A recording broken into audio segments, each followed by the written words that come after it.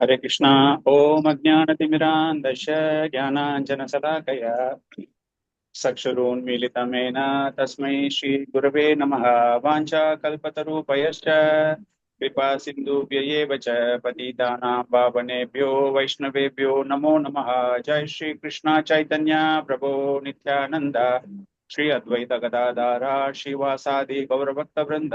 हरे कृष्णा कृष्ण कृष्ण हरे हरे, हरे राम राम राम हरे हरे। मूकं करोति वाचालं पंकुं लङ्कायते गिरिं यत्कृपातमहं वन्दे श्रीगुरुं दीनतारिणं परमानन्दमाधवं श्रीचैतन्य ईश्वरं। हरि ओम् तत्सत्। नमस्तस्मै भगवता कृष्णाय अद्भुतकर्मणे अनन्ताय அதிபூதாய கூதசாயாத்மனே நமः। அனைத்து ஜீவராசிகளுக்கும் பரமாத்மாவாக, எல்லையற்ற ஆதாரமாக, நிரந்தர மையமாக, ஒவ்வொரு செயலும் ஆச்சரியத்தை தரக்கூடிய அந்த பரமபுருஷ பகவான் கிருஷ்ணருக்கு எனது பணிவான வணக்கங்களை சமர்ப்பிக்கிறேன். ஏகம் சாஸ்திரம் தேவகி புத்திர கீதம் ஏகோ தேவோ தேவகி புத்திர ஏவ ஏகோ மந்திர தஸ்ய நாமானி யானி கர்மாபி ஏகம் தஸ்ய தேவஸ்ய சேவ। हरे कृष्णा कृष्ण कृष्णा हरे हरे, हरे रामा राम राम हरे हरे। ஹரே கிருஷ்ண பக்தர்களே, மீண்டும் உங்களை இந்த பக்தி சாஸ்திரிக்கு வரவேற்பதில் மகிழ்ச்சி அடைக்கிறேன்.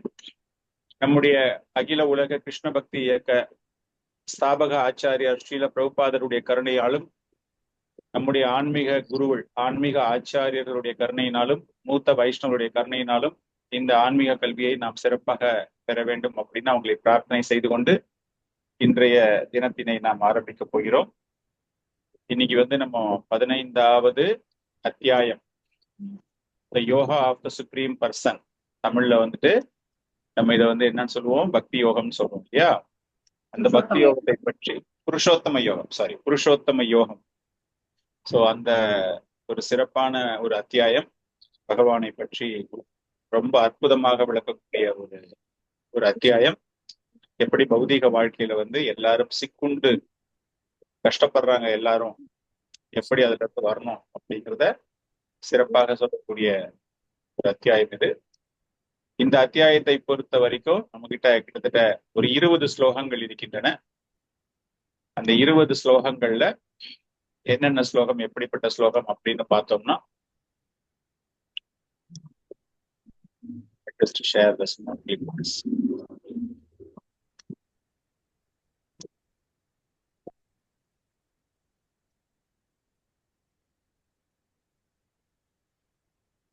தெரியுதா எல்லாருக்கும்?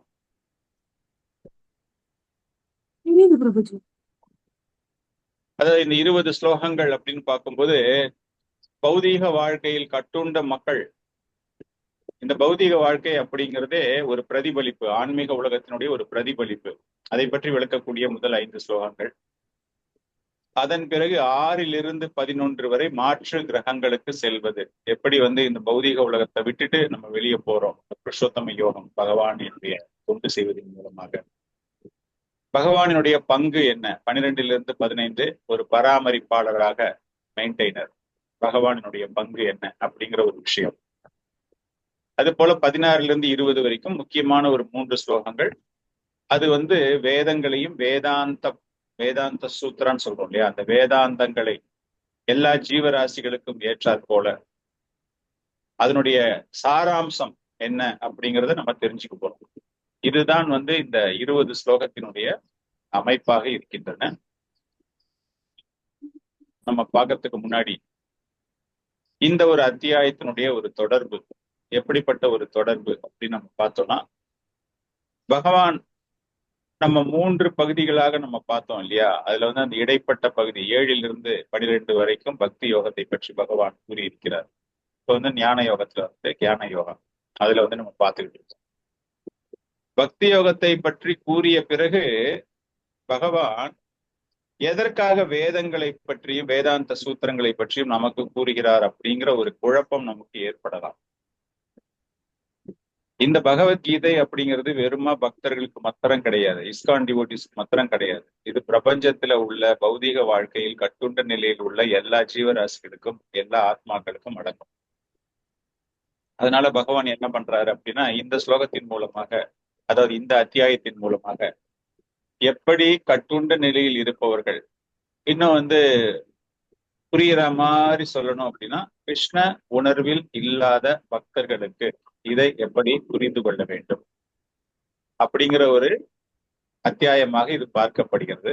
ஒரு ஆலமரத்தை அடையாளமாக வைத்து, உதாரணமாக வைத்து, அடையாளம் கிடையாது, உதாரணமாக வைத்து அதை பத்தி அவரு எப்படிலாம் நம்ம இந்த பிரபஞ்சத்தில் இருந்து நம்ம வெளியேற போகிறோம் அப்படிங்கிற ஒரு விஷயம் இங்கு கூறப்போகிறார்.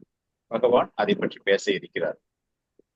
நம்ம எல்லாமே பார்த்தோம், அந்த 20 ஸ்லோகங்கள் பொறுத்த வரைக்கும் எப்படிதான் 20 ஸ்லோகத்துக்கும் அமைகிறது அப்படிங்கிற விஷயம் பார்க்கப்பட்டது.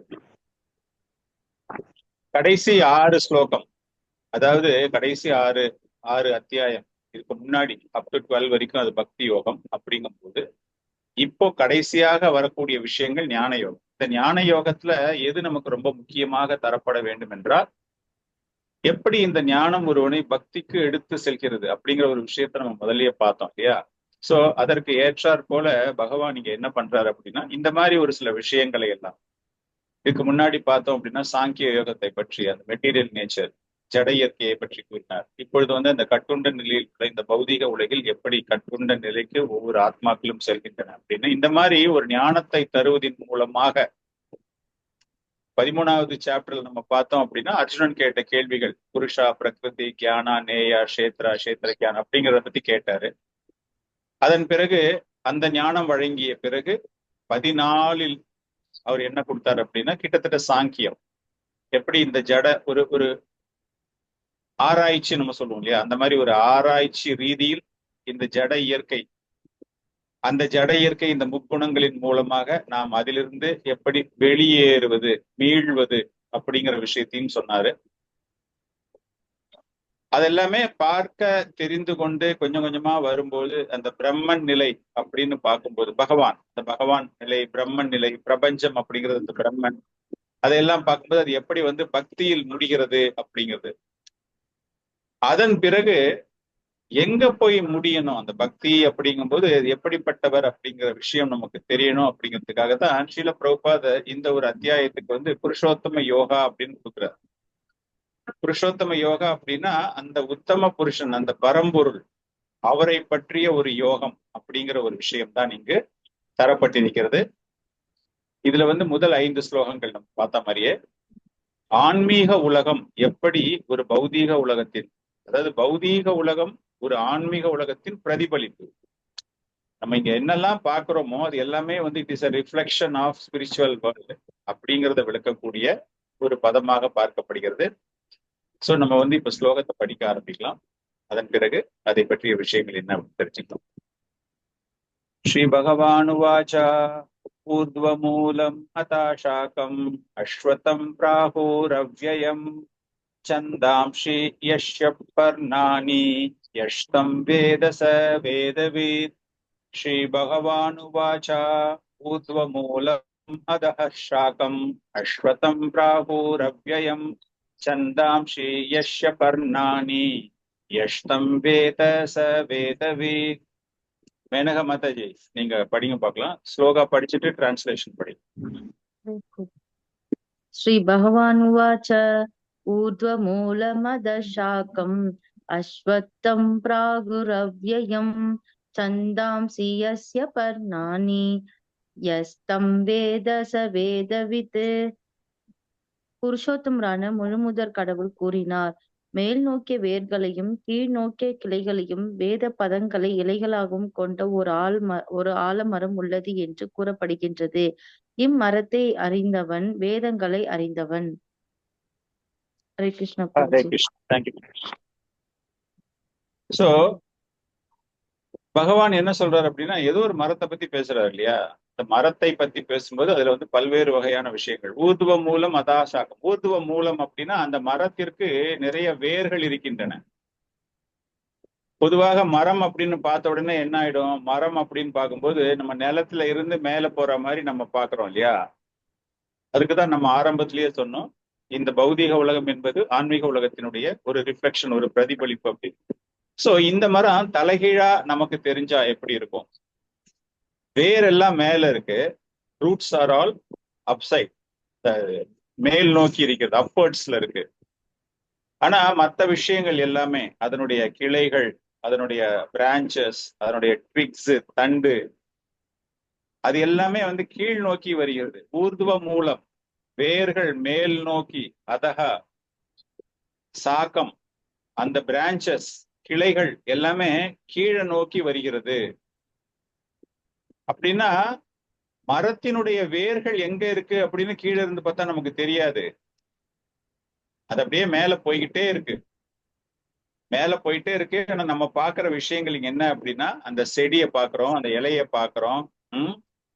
அஸ்வத்தகம், அஸ்வத்தம் அப்படின்னா ஒரு ஆலமரம், ஆலமரத்துக்கு ஊமையாக. ரகூர் அவ்யயம், இந்த மரம் எப்படிப்பட்ட மரம் என்றால் அழியாத மரம். இதற்கு வந்து அழிவே கிடையாது. இந்த மரம் வந்து அழிவு கிடையாது அப்படின்னா வளர்ந்து கொண்டே இருக்கும். நீங்க வந்து ஒரு ஒரு மணி பிளான்ட், ஒரு சின்னதா ஒரு கண்ணாடி குடுவையில ஒரு மணி பிளான்ட்டை போட்டு நீங்க வைக்கிறீங்க அப்படின்னா அது ஒரே சைஸ்ல அப்படியே இருக்காதுல்ல. நாளடைய நாளடைய நாளடைய நாளைய அது பாட்டுக்கு வளர்ந்து கொண்டே போகும். சோ பிராகூர் அவ்யயம் அப்படின்னா அழிவற்ற இந்த மரம். ஸோ பௌதீக உலகத்தை வந்து இஸ் கம்பேரிங்ல, அந்த பௌதீக உலகம் எப்படிப்பட்டதாக இருக்கும் அப்படின்னு பார்க்கும்போது அழிவற்ற ஒரு மரத்திற்கு ஓமையாக இது பார்க்கப்படுகிறது. சந்தாம்சி யஷ்ய பர்ணானி, பர்ணானி மீன்ஸ் இலைகள். சந்தா, சந்தா மீன்ஸ் என்னது? வேத மந்திரங்கள். அது எப்படி நம்ம வளர்க்குறோம்? வளர்க்கும் போது ஒரு மரத்தை நீங்க வளர்க்குறீங்க அப்படின்னா மேன்யூர்ஸ், இல்ல உரம் போடுவோம், தண்ணி கொடுப்போம், தண்ணி ஊத்துவோம். அந்த மாதிரி பல்வேறு வகையான வழிகளில் அந்த மரமானது பேணி காக்கப்படுகிறது, வளர்க்கப்படுகிறது. சோ இந்த இடத்துல இந்த மரம் எப்படி வளர்கிறது அப்படின்னா, சந்தாம்சி யஷ்ய பர்ணானி, அந்த இலைகள் பசுமையாக அந்த இலைகள் வளர்வதற்கு காரணம் யஸ்தம் வேதா ச வேதவித், வேதங்களை தெரிந்த ஒருவன். இதை நம்ம எப்படி புரிஞ்சுக்கிறோம் அப்படின்னா, karmakandic activities basically is coming to karmakandic activities. Karmakandic activities, பௌதிக உலகம் என்றாலே என்னது? கர்மகாண்டிக் ஆக்டிவிட்டிஸ்ல அது நீங்க வளர்த்துக்கிட்டே இருக்கணும். இந்த மரமானது எப்படி வளர்கிறது அப்படின்னா, அதாவது இந்த பௌதீக வாழ்க்கையில ஒரு மரம் போல நம்ம வந்து we are trying to establish our self. அந்த ஜீவராசிகளானது பௌதீக உலகத்துல எவ்வளவு ஸ்ட்ராங்கா நான் வந்து இதுல வந்து ஸ்டெபிலைஸ் ஆகணும். இந்த பௌதீக வாழ்க்கையில நான் வந்து பல்வேறு புகழுக்கு ஆசைப்படுவாங்க, அழகுக்கு ஆசைப்படுவாங்க, அறிவுக்கு ஆசைப்படுவாங்க, செல்வத்துக்கு ஆசைப்படுவாங்க, பல்வேறு விஷயங்கள். சோ அந்த மரமானது எப்படி வளர்கிறதோ அது போல இந்த பௌதீக வாழ்க்கையில் நீங்கள் செழிப்பாக வளர்வதற்கு என்ன உங்களுக்கு தேவைப்படுகிறது என்றால், அந்த வேத பதங்கள், வேத மந்திரங்கள், மந்திரங்கள் மூலமாக நம்ம வந்து நம்மை நாம் வளர்த்துக் கொள்கிறோம். சோ அதைத்தான் சுருக்கமாக நம்ம வந்து இது பாக்குறோம் அப்படின்னா, இந்த இந்த ஒரு பர்டிகுலர் ஸ்லோகத்தை நம்ம வந்து பார்க்கணும், புரிஞ்சுக்கணும் அப்படின்னா, பிரபுபாதர் இந்த இதுல பர்போர்ட்ல எப்படி அவர் எழுதுறாரு அப்படின்னு பார்க்கும்போது, இந்த ஜட உலகம் எப்படி வருதுன்னா, நான் சொன்ன மாதிரியே கீழே வருது. அது வந்து ஒரு ஆலமரம், அரச மரம், அதோட ஒப்பிடப்படுகிறது. அந்த வேத கீர்த்தனங்கள் மூலமாக அந்த மரம் எப்படி ஒரு உரம் போட்டு வளர்க்கப்படுகிறதோ அது போல வளர்கிறது. இப்போ இன்னொரு முக்கியமான விஷயம் பின்னாடி வர்ஸ்ல அவர் சொல்ல போறாரு பகவான். இந்த மரத்தை உங்களால் புரிந்து கொள்ள முடியாது, பார்க்க முடியாது. இட் இஸ் அன் இமேஜினரி, மாயை இல்லையா?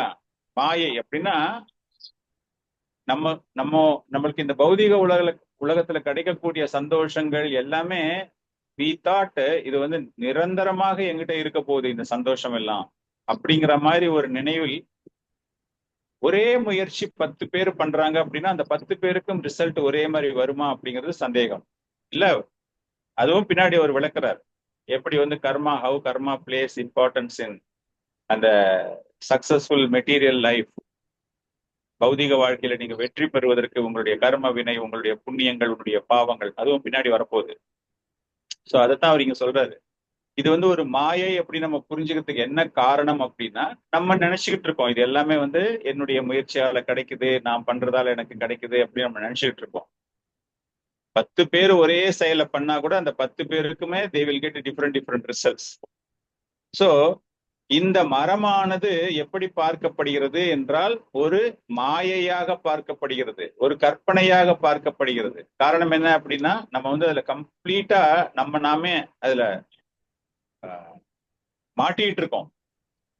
பின்னாடி அவர் சொல்ல போறாரு, இதுல இருந்து எப்படி வெளியேறுவது அப்படிங்கிற ஒரு விஷயமும். இந்த பௌதீக வாழ்க்கை அப்படிங்கிறது ஒரு மரமானது தலைகீழா வர்ற மாதிரி நம்ம பார்த்துட்டோம். அதற்கு ஒரு ஊமை கொடுக்கப்பட்டு விட்டது. அந்த மரம் எப்படி வளர்க்கப்படுகிறது என்றால், அந்த வேத மந்திரங்கள், கர்மகாண்டிக் ஆக்டிவிட்டிஸ் மூலமாக யுவர் ஃபிளரிஷிங் யுவர் செல்ஃப், உங்களுடைய வாழ்க்கை ரொம்ப நல்லா போகுது. அந்த வேதங்களினுடைய குறிக்கோள் என்ன அப்படிங்கிற விஷயமே தெரியாம, வேத மந்திரங்களுடைய குறிக்கோள் என்னன்னு தெரியாம, உண்மையான குறிக்கோள் என்ன, பகவானை அறிந்து கொள்வதுதான் வேதம் அப்படிங்கிற விஷயத்தையே மறந்துட்டு அவங்க வந்து எப்படி கம்ப்ளீட்டா அந்த ஒரு மாயை என்கிற ஒரு பௌதீக உலகம், மரம், மாயையான ஒரு மரம், இந்த மாயை என்கிற ஒரு பௌதீக உலகில் அவர்கள் சிக்கிக் கொள்கிறார்கள். அதிலிருந்து மீள்வது எப்படி அப்படிங்கிற ஒரு விஷயம்.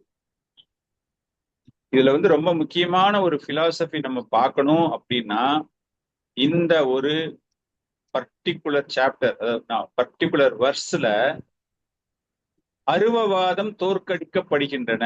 அது அருவவாதம் தோற்கடிக்கப்படுகிறது அப்படின்னா, ஆன்மீக உலகம் என்பது பன்முகத்தன்மை உடைய பிரம்மன்.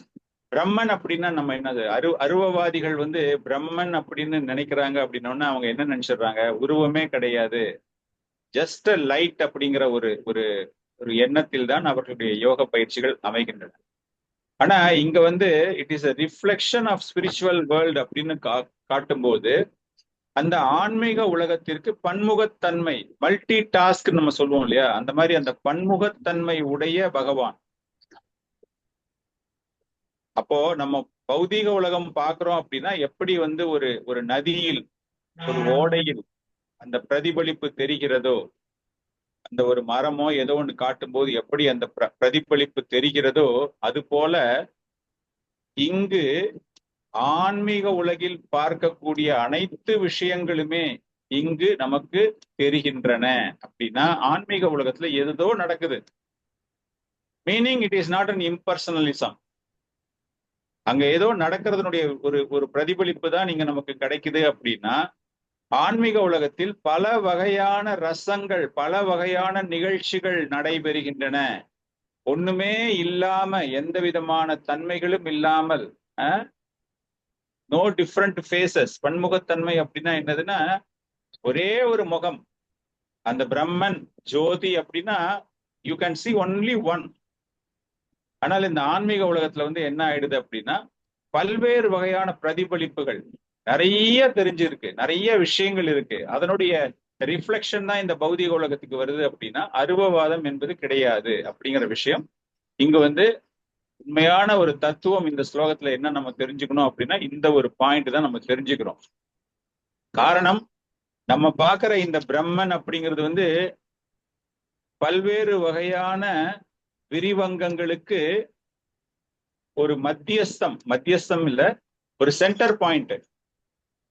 நிறைய நிகழ்ச்சிகள் நடக்குது, அதுக்கு வந்து சென்டரா யாரு அப்படின்னு பார்க்கும்போது அந்த சென்டர், அதுல நடுவுல இருந்து எல்லாமே இந்த மெட்டீரியல் வேர்ல்டுக்கு வந்து நமக்கு வருது. அப்படின்னா அங்க இருந்து பிரதிபலிப்பு ஆகுது, ஆன்மீக உலகத்துல இருந்து பிரதிபலிப்பு ஆகிறது. அடுத்த பாயிண்ட் நம்ம என்ன தெரிஞ்சுக்கிறோம் அப்படின்னா, வேதங்களை ஏன் தெரிந்து கொள்ள வேண்டும் அப்படின்னா, இந்த வேதங்களை தெரிந்து கொள்வது எதற்கு என்றால் அந்த பௌதீக மரத்தை வளர்ப்பதற்காக அல்ல. பௌதீக உலகில் வளர்ந்து கொண்டிருக்கிற மரத்தை அறுத்தெறிவதற்குத்தான் வேதங்கள் தேவைப்படுகின்றன. வேதத்தை நீங்க தெரிஞ்சுக்கிறீங்க அப்படின்னா பகவானை நீங்கள் தெரிந்து கொள்கிறீர்கள் அப்படின்னு அர்த்தம் உங்களுக்கு. சோ அந்த வேதத்தை நீங்க தெரிஞ்சுக்க போறீங்க அப்படின்னா, what is the purpose, what is the meaning to know the Vedas அப்படின்னா, யூ ஹாவ் டு டிட்டாச். பௌதிக வாழ்க்கையிலிருந்து நீங்க கம்ப்ளீட்டா வெளியேறுவதற்காக, அந்த பௌதிக வாழ்க்கையை கட் பண்ணிட்டு வெளியே வர்றதுக்கு தான் நீங்கள் வேதங்களை, அதை ஒரு ஆயுதமாக பயன்படுத்த வேண்டும். ஸ்வாட் ஆஃப் நாலேஜ் சொல்றோம் இல்லையா, அந்த மாதிரி to know the Vedas is like a sword to cut the attachment of material life. பௌதிக வாழ்க்கையினுடைய தொடர்பை அறுத்து எறிவதற்காக பயன்படுத்தக்கூடிய ஒரு ஆயுதம். ஒரு சில பேருக்கு வேத மந்திரங்கள் மீது, வேத நியமங்கள் மீது, வேத நிகழ்வுகள் மீது அந்த முறைகள் மீது அதிக அளவில் ஆர்வம் ஏற்படுகிறது என்றால் அந்த மரத்துல இருக்கிற பச்சை இலைய பார்த்து ஆசைப்பட்டு, ஆகா இந்த மரம் எவ்வளவு அழகா இருக்கு, இந்த மரத்தை இன்னும் நான் வளர்த்தா எப்படி இருக்கும், இன்னும் நல்ல சத்தான வாட் யூ சே உரங்களை போட்டு நான் வளர்த்தா எப்படி இருக்கும் அப்படின்னு அவங்க ஆசைப்படுவதற்கு சமம். ஆனால் உண்மையிலேயே என்ன பண்றோம் அப்படின்னா, வேதங்களை எப்படி தெரிந்து கொண்டு அதிலிருந்து நாம் இந்த பௌதீக வாழ்க்கையிலிருந்து வெளியேறுவது அப்படிங்கிறது தான் ரொம்ப ரொம்ப முக்கியமான ஒரு விஷயம். இப்ப நான் வந்து ஒரு சின்னதா ஒரு போர்ஷன் காட்டுறேன் தமிழ்ல, ஹைலைட்டட் போர்ஷன். அதை மாத்திரம் சௌமியா மாதாஜி நீங்க படிங்க பார்க்கலாம். தெரியுறதா பாருங்க உங்களுக்கு ஃபர்ஸ்ட். அப்படி இல்லாட்டி நீங்க வந்து உங்க புக்கை வச்சுட்டு கூட நீங்க படிக்கலாம் first few lines of the purport.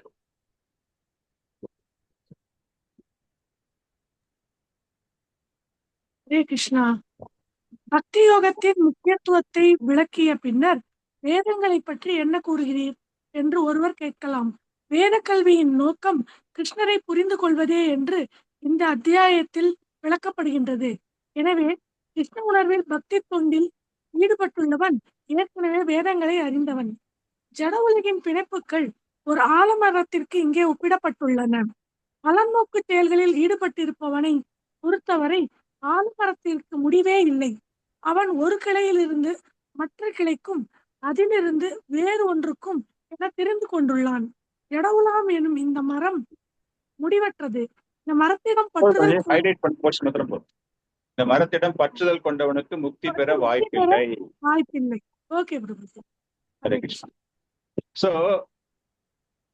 இப்போ ஆஸ் அ டிவோட்டிஸ் நீங்க வந்துட்டு ப்ரீச்சிங்க்கு போவீங்க, புக் டிஸ்ட்ரிபியூஷனுக்கு எல்லாம் போவீங்க. போன உடனே உங்களுக்கு ரொம்ப வித்தியாசமான ஒரு சில அனுபவங்கள்லாம் ஏற்படும்.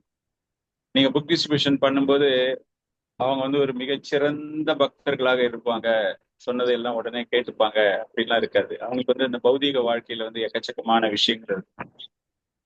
அந்த குடும்பத்தை பராமரிப்பதற்காக அவங்க என்ன பண்ணுவாங்க அப்படின்னா, ஏதாச்சும் ஒரு சில செயல்களில் ஈடுபடுவார்கள். Maybe for example butcher shop இல்லையா, கோழி விற்கிறவன், மீன் விற்கிறவன், எதேச்சா நீங்க வந்து அந்த மாதிரி ஒரு ஆளுக்கு ஒரு புக்கு டிஸ்ட்ரிபியூஷன்ல புக்கு கொடுக்க போகும்போது அவன் மனசு வருத்தப்படுவான். அதாவது நான் செய்யற செயல் வந்து எனக்கே தெரியுது, நான் பாவ செயல்ல ஈடுபட்டு கொண்டிருக்கிறேன், ஆனால் எனக்கு வந்து வேற வழி கிடையாது, என் குடும்பத்தை வந்து இதை விட்டா எனக்கு பராமரிக்க வழி இல்லை, எனக்கு தெரிஞ்ச தொழிலே இதுதான். அவன் அதுல மேல மேல மேல அந்த பௌதீக வாழ்க்கையில அந்த கட்டுண்டு நிலைக்கு போய் சிக்கிக்கொண்டே இருக்கிறான். ஒரு பக்தனாக அப்போ உங்களுக்கு மனசுல வந்து இவர் வந்து என்ன கேள்வி கேட்கிறாரு, என்னால இதுல இருந்து எப்படி மீள முடியும்னு கேள்வி கேட்கிறாரு, நான் இவர்கிட்ட பதில் சொல்ல தெரியலையே அப்படின்னு பார்க்கும்போது நீங்க என்ன பதில் சொல்லுவீங்க அப்படின்னா, ஒண்ணு வந்து நம்ம கிளீனா மனசுல வச்சுக்கணும், நம்ம இந்த மாதிரி ஒரு பௌதீகத்தில் கட்டுண்ட நிலையில் ஒருத்தர் இருக்காங்க, தவிர்க்க முடியாத ஒரு சில காரணங்களால இருக்காங்க அப்படின்னா, நம்ம வந்து நித்யானந்த பிரபு கிடையாது, ஜகாய் மதாயை மாத்தக்கூடிய ஆற்றல் எல்லாம் நமக்கு இருக்கும் அப்படிங்கிறதெல்லாம் நம்மளால நினைக்கவே முடியாது. காரணம் என்ன அப்படின்னா, அவங்களுடைய காலம், அவங்களுடைய சூழ்நிலை, அதற்கு ஏற்றாற் போலத்தான் ஒவ்வொருவருடைய வாழ்க்கையும் அமைகிறது. கர்மாவை பத்தி நம்ம பின்னாடி பேச போறோம். அந்த கர்ம வினைகள், அந்த கர்ம செயல்கள் மூலமாக அந்த மாதிரி ஆட்களுக்கு ஒரு சில விதிக்கப்பட்ட செயல்கள் நமக்கு வந்து அது பாவமாக தோன்றினாலும் அவர்களுக்கு வந்து அந்த குடும்பத்தை பராமரிப்பதற்காக அதை தவிர வேறு வழியே இல்லை அப்படின்னு அவங்களுக்கு வந்து மாற்று வழி ஏதாச்சும் இருந்து அந்த குடும்பத்தை பராமரிப்பதற்காக அந்த மாதிரி அந்த 4 நியமங்கள், கட்டுப்பாட்டு நியமங்களை மீறி ஏதேனும் தொழில் செய்ய முடியுமா, அந்த நியமங்களுக்கு ஏற்றாற் போல. எனக்கு தெரிஞ்சு ஒரு முறை ஒரு பக்தர் ஷாமதேஷ்ல, ஷார்ஜால, அவரு என்ன ஒர்க் பண்ணிட்டு இருந்தார் அப்படின்னா, ஒரு மட்டன் ஸ்டால்ல அந்த மட்டனை எடுத்துட்டு போற வண்டியினுடைய டிரைவராக இருந்தார். அவருக்கு வந்து அதனாலேயே இனிஷியேஷன் தரல. அவர் வந்து ரொம்ப ரெகுலரா வருவாரு, ரொம்ப நல்லா சேவகம் பண்ணுவாரு, சாண்டிங் பண்ணுவாரு, எல்லாமே செய்வார் அவரு. ஆனா அங்க இருக்கிற சீனியர் டிவோட்டிஸ், ரெக்கமெண்டிங் அத்தாரிட்டிஸ் எல்லாருமே இவர் வேலை செய்யற இடம் வந்து ஒரு மாமிச இறைச்சி கூடம் அப்படிங்கிறதால அவருக்கு கொடுக்கவே இல்லை. இருந்தாலும் வயிற்று பிழப்பு, அவங்க குடும்பத்தை காப்பாற்றணும் அப்படின்னு அவருக்கு அந்த டிரைவிங் தொழிலை தவிர வேற எந்த தொழிலுமே தெரியாது அவருக்கு. அதனாலயே அவர் இனிஷியேஷன் எடுக்காம ரொம்ப நாள் இருந்தாரு. அப்படி இருக்கும்போது குரு மகாராஜ் வரும்போது அவர் என்ன பண்ணாருன்னா நேரடியா போய் மகாராஜ் கிட்டே கேட்டார். மகாராஜ், நான் வந்து எல்லாமே நான் படிச்சிருக்கேன், எல்லாமே செஞ்சிருக்கேன், எனக்கு எல்லாமே தெரியும். ஒரு ஆணவமா பேசல அவரு. பக்தியில எனக்கு என்னெல்லாம் தெரிஞ்சுக்கணுமோ நான் எல்லாமே பண்ணிக்கிட்டு இருக்கேன். நானு சாண்டிங் எல்லாம் ரெகுலரா பண்றேன். நானு 4 ரெகுலேட்டிவ் பிரின்சிபல்ஸ் நான் எல்லாமே ஃபாலோ பண்றேன். ஆனா என்கிட்ட இருக்கிற ஒரு பெரிய ஒரு குறை என்ன அப்படின்னா, நான் வேலை செய்யற இடத்துல வந்து இந்த மாதிரி ஒரு தொழில் செஞ்சுக்கிட்டு இருக்கிற ஒரு தொழிற்கூடத்துல நான் வந்து ஒரு ஓட்டுநராக இருக்கிறேன். நான் டைரக்டா வந்து அந்த மாமிசம் கட் பண்ற வேலை அந்த வேலையெல்லாம் நான் செய்யல. ஆனா நான் வந்து ஒரு டிரைவரா இருக்கேன் நான் அங்க. அப்படிங்கும்போது குருமராஜ் சொன்ன ஃபர்ஸ்ட் ஆன்சர் வந்து என்னன்னா, அந்த வேலையை விட்டுட்டு நீ வந்தா தான் உனக்கு இனிஷியேஷன் அப்படின்ட்டாரு. அதுக்கப்புறம் பகவானுடைய கருணை, பக்தர்களுடைய கருணை, அவருக்கு வந்து அப்புறமா வேற ஒரு வேலை கிடைச்சது. அதுக்கப்புறமா வந்து அவருக்கு இனிஷியேஷன் கிடைச்சது.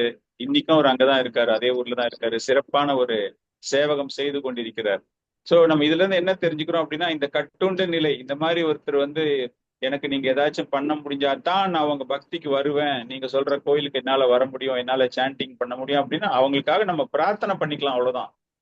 நம்ம அதனால அவங்க முன்னாடி வந்து எனக்கு எல்லாமே பக்தர்கள் முன்னாடி நான் வந்து அவங்கள உடனே நான் மாத்தணும், அவங்கள உடனே நான் கிருஷ்ண இயக்கத்துக்கு எடுத்துட்டு வரணும் அப்படிங்கறதெல்லாம் முடியவே முடியாது.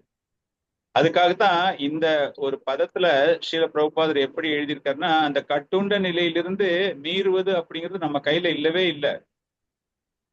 ஜட உலகம் என்னும் இந்த மரம் முடிவற்றது, இந்த மரத்திடம் பற்றுதல் கொண்டவனுக்கு முக்தி பெற வாய்ப்பில்லைன்னு எழுதுறாரு. அந்த குடும்பத்தின் மீது பற்றுதல், அவனுக்கு வந்து இந்த விட்டுட்டு நான் வெளியே வரணும் அப்படின்னு ஆசை இருந்தாலே ஒழிய, பக்தியில் தன்னை முழுமையாக ஈடுபடுத்தி கொண்டாலே ஒழிய அவனால வந்து இந்த அடுத்த பாதைக்கு, அடுத்த மார்க்கத்திற்கு அவனால் வர முடியாது. அதுக்காக நம்ம வருத்தப்படவே முடியாது. உங்களால முடிஞ்சது நீங்க வந்து ஒரு புக் டிஸ்ட்ரிபியூஷனா, இல்ல ஒரு சாண்டிங்கா, ஒரு பிரசாதம் கொடுத்தீங்களா இல்லையா, இன்னும் அவன் மேல உங்களுக்கு ஒரு கருணை அதிகமா இருக்கு அப்படின்னா பிரசாதம் எடுத்துட்டு போய் வார வாரம் கொடுத்துக்கிட்டே இருங்க அவனுக்கு. அந்த பிரசாதத்தினோட மகிமை அவனுடைய மனம் நிச்சயமாக மாறும். சரி, இந்த தொழிலை கம்ப்ளீட்டா நிறுத்தலாம், நிறுத்திட்டு நான் வேற ஏதாச்சும் ஒரு தொழில நான் என்னை ஈடுபடுத்திக்கிறேன், அதுல எவ்வளவு ரிஸ்க் வந்தாலும் நான் என் குடும்பத்தை பராமரிப்பதற்காக ஒரு சேலஞ்சா அவர் எடுத்துக்கிட்டு நம்மளுடைய பிரார்த்தனை மூலமாக அந்த பிரசாதத்தை உண்ணக்கூடிய அந்த மகிமையின் மூலமாக இந்த கட்டுண்ட நிலையிலிருந்து அவர்கள் முக்தி பெறக்கூடிய ஒரு உலகை நோக்கி அவர்களால் பயணிக்க முடியும். அதனால இந்த உலகமானது அவ்வளவு எளிதில் வெளியே வர முடியாது. சோ அதைத்தான் தொடர்ந்து அவர் பின்னாடி பேச போறார். 2வது ஸ்லோகத்துல அந்த முக்குணங்கள் பலநோக்கு செயல்கள் மூலமாக இந்த பௌதீக உலகில் உள்ள அந்த மரங்கள் எப்படி வளர்ந்து கொண்டே இருக்கின்றன. இப்ப வந்து ஒரு எக்ஸாம்பிள் ஒண்ணு கொடுத்தேனே, அவர் வந்து அந்த முக்குணங்களுடைய தாக்கம், தமோ குணத்துல இருக்காரு, குடும்பத்தை பராமரிக்க வேண்டும், அதுக்காக நான் எந்த செயல்கள் பண்ணாலும் பரவாயில்ல, எனக்கு என்ன பலன் கிடைக்குதோ அது குடும்பத்திற்காக நான் தருகிறேன் அப்படின்னு அந்த ஒரே ஒரு குறுகிய நோக்கத்தோடு இருப்பவர்கள் இந்த பௌதீக மரத்தை அவர்கள் வளர்த்து கொண்டிருக்கிறார்கள். இது எப்படி நம்ம வெளியே வரணும், இந்த பௌதீக உலகம் எப்படிப்பட்ட ஒரு உலகம், இந்த மரமானது எப்படி திடமாக வளர்ந்து கொண்டிருக்கிறது அப்படிங்கிறத பத்தி அடுத்த ஸ்லோகத்துல பகவான் சொல்ல போறாரு. ஸ்லோகா நம்பர் 2. அதஷ்சவர்தம் பிரஷ்ராதஷ்தஸ்ய சாகஹ குண பிரவர்த்த விஷய பிரவாலஹ அதஷ்ச மூலானி அனுசந்ததானி கர்மானு பந்தினி மனுஷ்யலோகே. கோகுலமாதா மதை படிங்க பார்க்கலாம். हरे कृष्ण प्रभुदेव। अधश्चोत्तं प्रसृतास्तस्य शाखा गुणप्रवृत्ता விஷயப்பிரவாளாக. இம்மரத்தின் கிளைகள் தர இயற்கை முக்குணங்களால் வளப்படுத்தப்பட்ட மேல் நோக்கியும் கீழ் நோக்கியும் விரிகின்றன. உபகிளைகள் புலனின்ப விஷயங்களாகும். இம்மரத்தில் உள்ள கீழ் நோக்கி செல்லும் வேர்கள் பலநோக்கு செயல்களால் பந்தப்படுத்தப்பட்டுள்ளன. ஹரே கிருஷ்ணன். ஹரே கிருஷ்ண. அதஷ்சர்த்வம் பிரசஸ்தாஸ் பிரசர்த்தஷ்ய சாகா. அவ்வளவு எளிமையான விஷயம் கிடையாது. பகவான் சொல்றாரு அதஷ்ச அர்த்துவம். இந்த இடம் வந்து it is not very very simple. நம்ம சொன்ன மாதிரி அந்த ஒரு எக்ஸாம்பிள் வந்து finest example we have given, சிறந்த ஒரு உதாரணம். அந்த குடும்பத்தை பராமரிக்கணும் அப்படிங்கிறதுக்காக வேற வழியே இல்லாம எந்த செயல்களில் வேண்டுமானாலும் அவங்க ஈடுபடுவார்கள். அதனாலதான் பகவான் இங்க சொல்றாரு, நீங்க நினைக்கிற மாதிரி இது வந்து அவ்வளவு எளிமையான விஷயம் கிடையாது அர்ஜுனா. அந்த வேரானது எப்படி ஆழமாக நிலத்துல போய்கிட்டு இருக்கோ அது போல ஒரு சில நேரங்களில் அந்த வேரானது it will go any direction, பக்கவாட்டாக கூட செல்லும். அடியில தான் நேரா போகணும்னு அர்த்தமே கிடையாது. ஆலமரம் அருமையான ஒரு உதாரணம் கொடுக்கப்பட்டிருக்கிறது. ஆலமரம் பார்த்திருக்கீங்களா? அடையார் ஆலமரம் அப்படின்னு சொல்லிட்டு ஒரு ஃபேமஸான ஆலமரம். இப்ப அதை கட் பண்ணி எடுத்துட்டாங்க. கிட்டத்தட்ட ஒரு 2000 வருஷமாக இருந்த ஆலமரம், அவ்வளவு பெரிய ஆலமரம். அது ஜஸ்ட் நினைச்சு பாருங்களேன். அது வைக்கும் போது ஒரு சின்ன விதை தான். அது சின்ன கதை, கூட அழகான கதையெல்லாம் இருக்கு, நாரதமுனி கதையெல்லாம் இருக்கு, நமக்கு தெரியும். அந்த ஒரு சின்ன விதையிலிருந்து பிரம்மாண்டமான விருட்சம் வருகிறது. அந்த விருட்சம் வந்த பிறகு அந்த விருட்சம் எப்படின்னா எல்லா பக்கமும் போயிட்டு அவ்வளவு ஆணித்தரமாக அந்த மரமானது வளர்கிறது. அந்த வேர்கள் வெறும் நேரா மாத்திரம் போறதில்ல, சைடு வேர்ட்ஸ் எல்லாமே போகுது.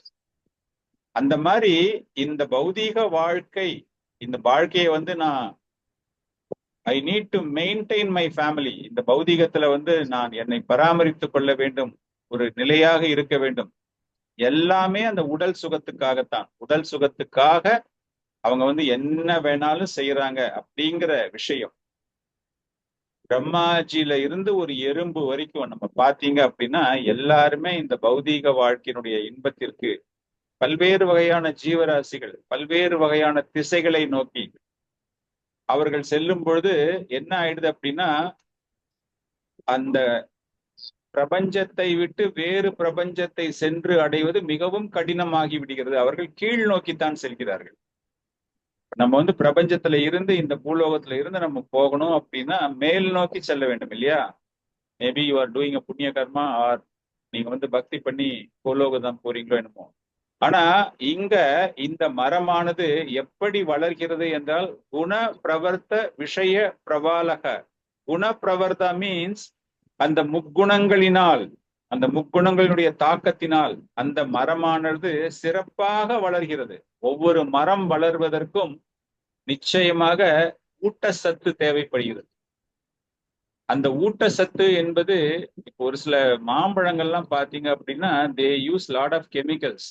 அந்த கெமிக்கல்ஸை யூஸ் பண்ணி பாத்தீங்கன்னா ரொம்ப பெருசு பெருசா அந்த மாம்பழத்தை உண்டாக்கி அதை மார்க்கெட்ல நல்ல அதிக விலைக்கு அவர்கள் விற்கிறார்கள். அது போல இந்த மரமானது எந்த குணத்தை நீங்கள் அதிகமான அளவு பயன்படுத்துகிறீர்களோ அதற்கு ஏற்றாற் போல அதனுடைய வளர்ச்சி. உங்களுடைய லைஃப், பர்சனல் லைஃப் எப்படி போகுது அப்படின்னா it is all based on particular desire. நீங்க என்ன மாதிரி ஒரு ஆசை வச்சிருக்கீங்க? சத்துவ குணத்துல ஆசை வச்சிருக்கீங்களா, இல்ல தமோ குணத்துல ஆசை வச்சிருக்கீங்களா? அதற்கு ஏற்றாற் போலத்தான் உங்களுடைய வாழ்க்கை என்பது பயணம் தொடர்கிறது. விசய பிரபாலக. விசய மீன்ஸ் உங்களுடைய இந்திரிய வஸ்துக்கள், சென்ஸ் ஆப்ஜெக்ட்ஸ். பிரபாலகா அப்படிங்கும்போது அந்த சின்ன சின்ன கிளைகள் தோண்டும் போது இந்த ட்விக்ஸ் அப்படிம்பாங்கல்ல, இந்த பிரான்சஸையும் அந்த இலையும் கனெக்ட் பண்ணும்போது சின்ன சின்ன சருகா அந்த மாதிரி சொல்லுவாங்கல்ல, அந்த மாதிரி பார்க்கும்போது அந்த இந்திரிய சுகத்தின் மூலமாக அது என்ன ஆயிடுது அப்படின்னா ஒரு தொடர்பினை ஏற்படுத்துகிறது. என்ன தொடர்பை ஏற்படுத்துகிறது என்றால் அந்த இந்திரிய வஸ்துக்கள் மீது அந்த இந்திரியங்களுக்கு ஒரு நாட்டத்தை ஏற்படுத்துகிறது. அந்த மரம் வளரும் போது பெரிய பெரிய கிளைகள், அந்த கிளைகள்ல இருந்து sub பிரான்சஸ், that is called twigs அப்படிம்பாங்க. அந்த மாதிரி பார்க்கும்பொழுது சின்ன சின்னதா அது அப்படியே ஸ்ப்ரெட் ஆயிட்டே போகும் இல்லையா? அந்த மாதிரி இந்த ஆசை மூலமாக அந்த பௌதீக வாழ்க்கையில கம்ப்ளீட்டா போயிட்டே இருக்கும்போது அந்த வேரானது அதுவும் கீழ் நோக்கி சென்று கொண்டே இருக்கிறது. அதஷ்ட மூலானி அனுசந்ததானி. அந்த வேர்கள் அந்த மாதிரி நேரத்துல கீழ் நோக்கி. காரணம் என்ன அப்படின்னா அவ்வளவு ஸ்ட்ராங்கு. சைட்ல போகுது, இந்த பக்கம் போகுது, அந்த பக்கம் போகுது. சோ இந்த பௌதீக வாழ்க்கை என்பது மிகவும் மிகவும் மிகவும் மிகவும் வெரி வெரி காம்ப்ளிகேட்டட். காரணம் என்ன அப்படின்னா இதற்கான ஆசைகள். இந்த ஆசைகள் எப்படிப்பட்ட ஆசைகள் அப்படின்னு பார்க்கும்பொழுது அந்த ஆசைகள் எப்படிப்பட்டதாக இருந்தாலும் சரி, அதை நான் எப்படியாச்சும் அடைந்தே தீர வேண்டும் அப்படிங்கிற ஒரு ஆசை நமக்கு. அதுதான் இந்த மரமானது அப்படியே மேல மேல மேல மேல மேல போயிட்டு அது எங்க ஆரம்பிச்சது, எங்க ரூட் இருக்கு, அது எந்த இடத்துல போய் முடிய போகுது, எப்படி போய் கட் பண்றது அப்படிங்கிற ஒரு விஷயமே நமக்கு தெரியாது. அதுதான் இந்த வேத உலகம், இந்த பௌதீக உலகம் முக்குணங்களின் அந்த செயல்களால் நமக்கு என்ன தேவையோ அதனுடைய செயல்களினால் அது வளர்க்கப்படுகிறது. எப்படி வளர்க்கப்படுகிறது? வேத மந்திரங்கள். நீங்க சொல்லும் போது புண்ணியமான காரியங்கள் நான் செய்யணும், புண்ணிய செயல்கள் நான் செய்யறேன், வேதங்கள் செய்யறேன், எனக்கு நிறைய I am into pious activities or impious activities. பாவ செயல்கள் இருக்கீங்களோ, புண்ணிய செயல்கள் இருக்கீங்களோ, இது எல்லாமே செய்யும் பொழுது எதற்காக? இந்த ஒரு வஸ்துவை நான் அடைய வேண்டும், இந்த பொருள் எனக்கு கிடைக்க வேண்டும், இந்த பெண் அழகாக இருக்கிறாள், இவளை நான் திருமணம் செய்து கொள்ள வேண்டும், இல்லையா எனக்கு இவ்வளவு பெரிய வீடு வேணும், எனக்கு இவ்வளவு பெரிய கார் வேணும் அப்படின்னு அந்த ஒரு பொருள் மீது, அந்த ஆப்ஜெக்ட் சொல்றோம் இல்லையா, அந்த சென்ஸ் ஆப்ஜெக்ட்ஸ், அது மேல ஒரு ஆசை வந்து அதை அடையும் போது எனக்கு என்ன மாதிரி சுகம் கிடைக்கும், என்னுடைய பொருளாதாரம் எப்படி வளர்ச்சி அடையும். தர்ம அர்த்த காம மோக்ஷம், மோக்ஷம் என்பது கடைசியாகத்தான் வைக்கப்பட்டிருக்கிறது. தர்மா, அர்த்தா, காமா, தர்மம் சமயம், அர்த்தம் பொருளாதார வளர்ச்சி, காமம் இந்திரிய சுகம், மோக்ஷா கடைசியா உங்களுக்கு கிடைக்க போகுது விடுதலை பௌதிக வாழ்க்கையிலிருந்து. அது வரைக்கும் அந்த ஆசையை நீங்க அடையணும் அப்படிங்கிறதுக்காக அது மரம் போல அப்படியே மேல மேல மேல மேல மேல நீங்க போட்டுக்கிட்டே போய் நீங்க செய்யக்கூடிய செயல்கள் மூலமாக அது உண்மையாக அந்த வேதங்கள் எதற்கு அப்படின்னு தெரிந்து கொள்ளாமல் உங்களுடைய கர்ம வினைக்கு ஏற்றாற் போல அது என்ன ஆயிடுது? அதஷ்ட மூலானி அனுசந்ததானி கர்ம அனுபந்தினி மனுஷலோகே. கர்ம அனுபந்தினி, அந்த கர்ம செயல்கள் மூலமாக இந்த பௌதிக வாழ்க்கையில் கட்டுண்ட நிலைக்கு நீங்கள் மனுஷலோகே, இந்த பௌதிக வாழ்க்கையில் நீங்கள் சிக்கிக் கொள்கிறீர்கள். இந்த கர்ம வினை, லா ஆஃப் நேச்சர் சொல்றோம்ல, law of karma, law of nature, இதெல்லாம் பாத்தீங்கன்னா பல்வேறு வகைகளில் அதனுடைய ஒரு பிரதிபலிப்பு, அதனுடைய பலன்கள் பல்வேறு வகையில் ஒவ்வொரு கிரகங்களிலும் ஒவ்வொரு மாதிரி தோற்றம் அளிக்கும் இந்த கர்மத்தின் வினை. இந்த பூலோகம் கர்ம பூமி. கர்ம பூமி அப்படின்னா அந்த கர்ம வினையை நீங்கள் அனுபவிக்க வேண்டிய இடம் இந்த கர்ம பூமி தான். மற்ற லோகத்துக்கு நீங்க போறீங்க, மேலோகத்துக்கு போறீங்க, அப்பர் பிளானட் சிஸ்டம் எல்லாம் போறீங்க அப்படின்னா இந்த கர்மத்தை நீங்க அனுபவிக்கணும்னா இங்கதான் வரணும், இந்த லோகத்துக்கு தான் வரணும். பாவம் இருக்கும்போது அதுக்கு பனிஷ்மெண்டா you will be moved to different planets. அந்த கர்மம் பகவானுக்கு சேவகம் செய்யணும், பகவானுக்கு ஒரு நற்கதி அடைய வேண்டும் அப்படிங்கிற ஒரு எண்ணம் இருந்ததுன்னா கர்ம பூமியான இந்த பூலோகத்தில் இருந்து கொண்டுதான் பகவானுக்கான எல்லா விஷயங்களையும் செய்ய வேண்டும்.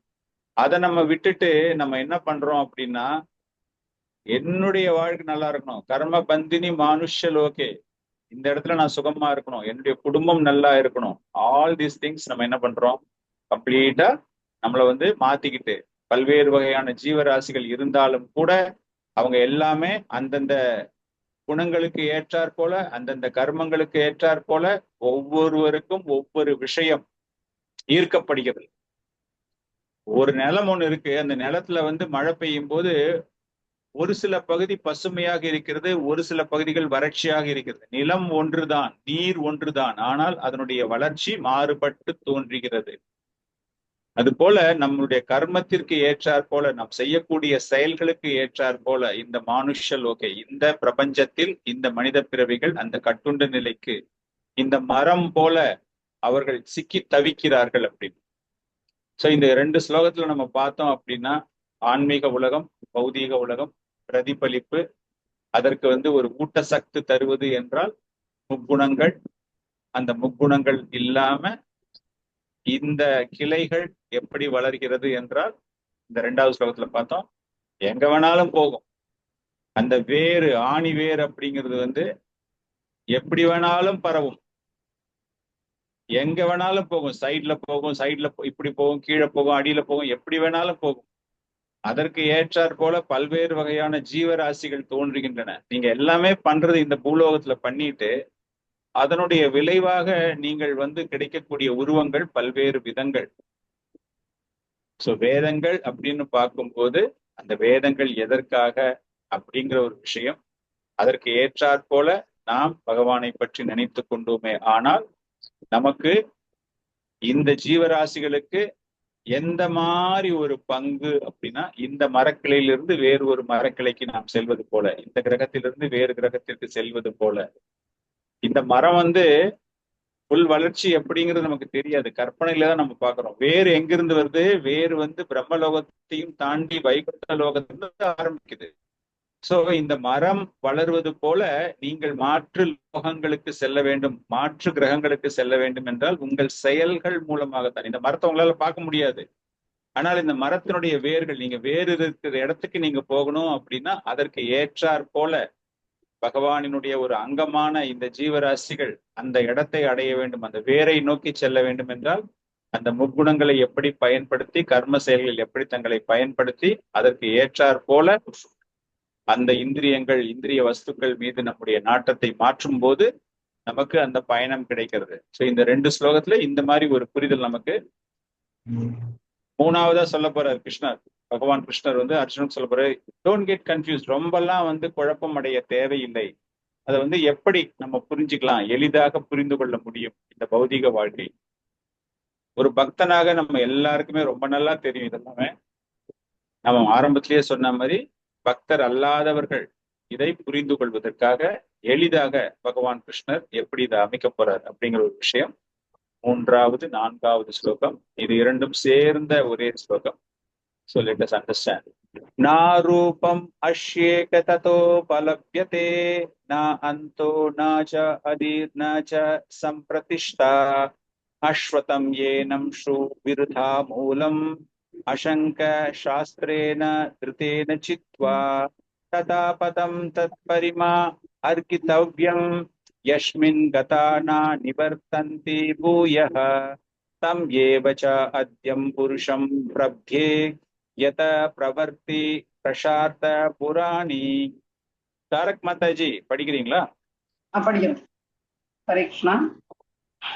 न रूपम् अश्येह ततोपलभ्यते नान्तो न चार्यं न स सम्प्रतिष्ठा अश्वत्थम् एनं सुदृढमूलम् असङ्कसत्रेण दृढिनेन सित्वा तदा पदं तत् परिमार्गितव्यम् यस्मिन् कथान निवर्तन्ति भूयः तम् एव सात्यं पुरुषं प्रपद्ये न प्रवृत्ति प्रस्तारुत पुराणे. மொழிபெயர்ப்பு.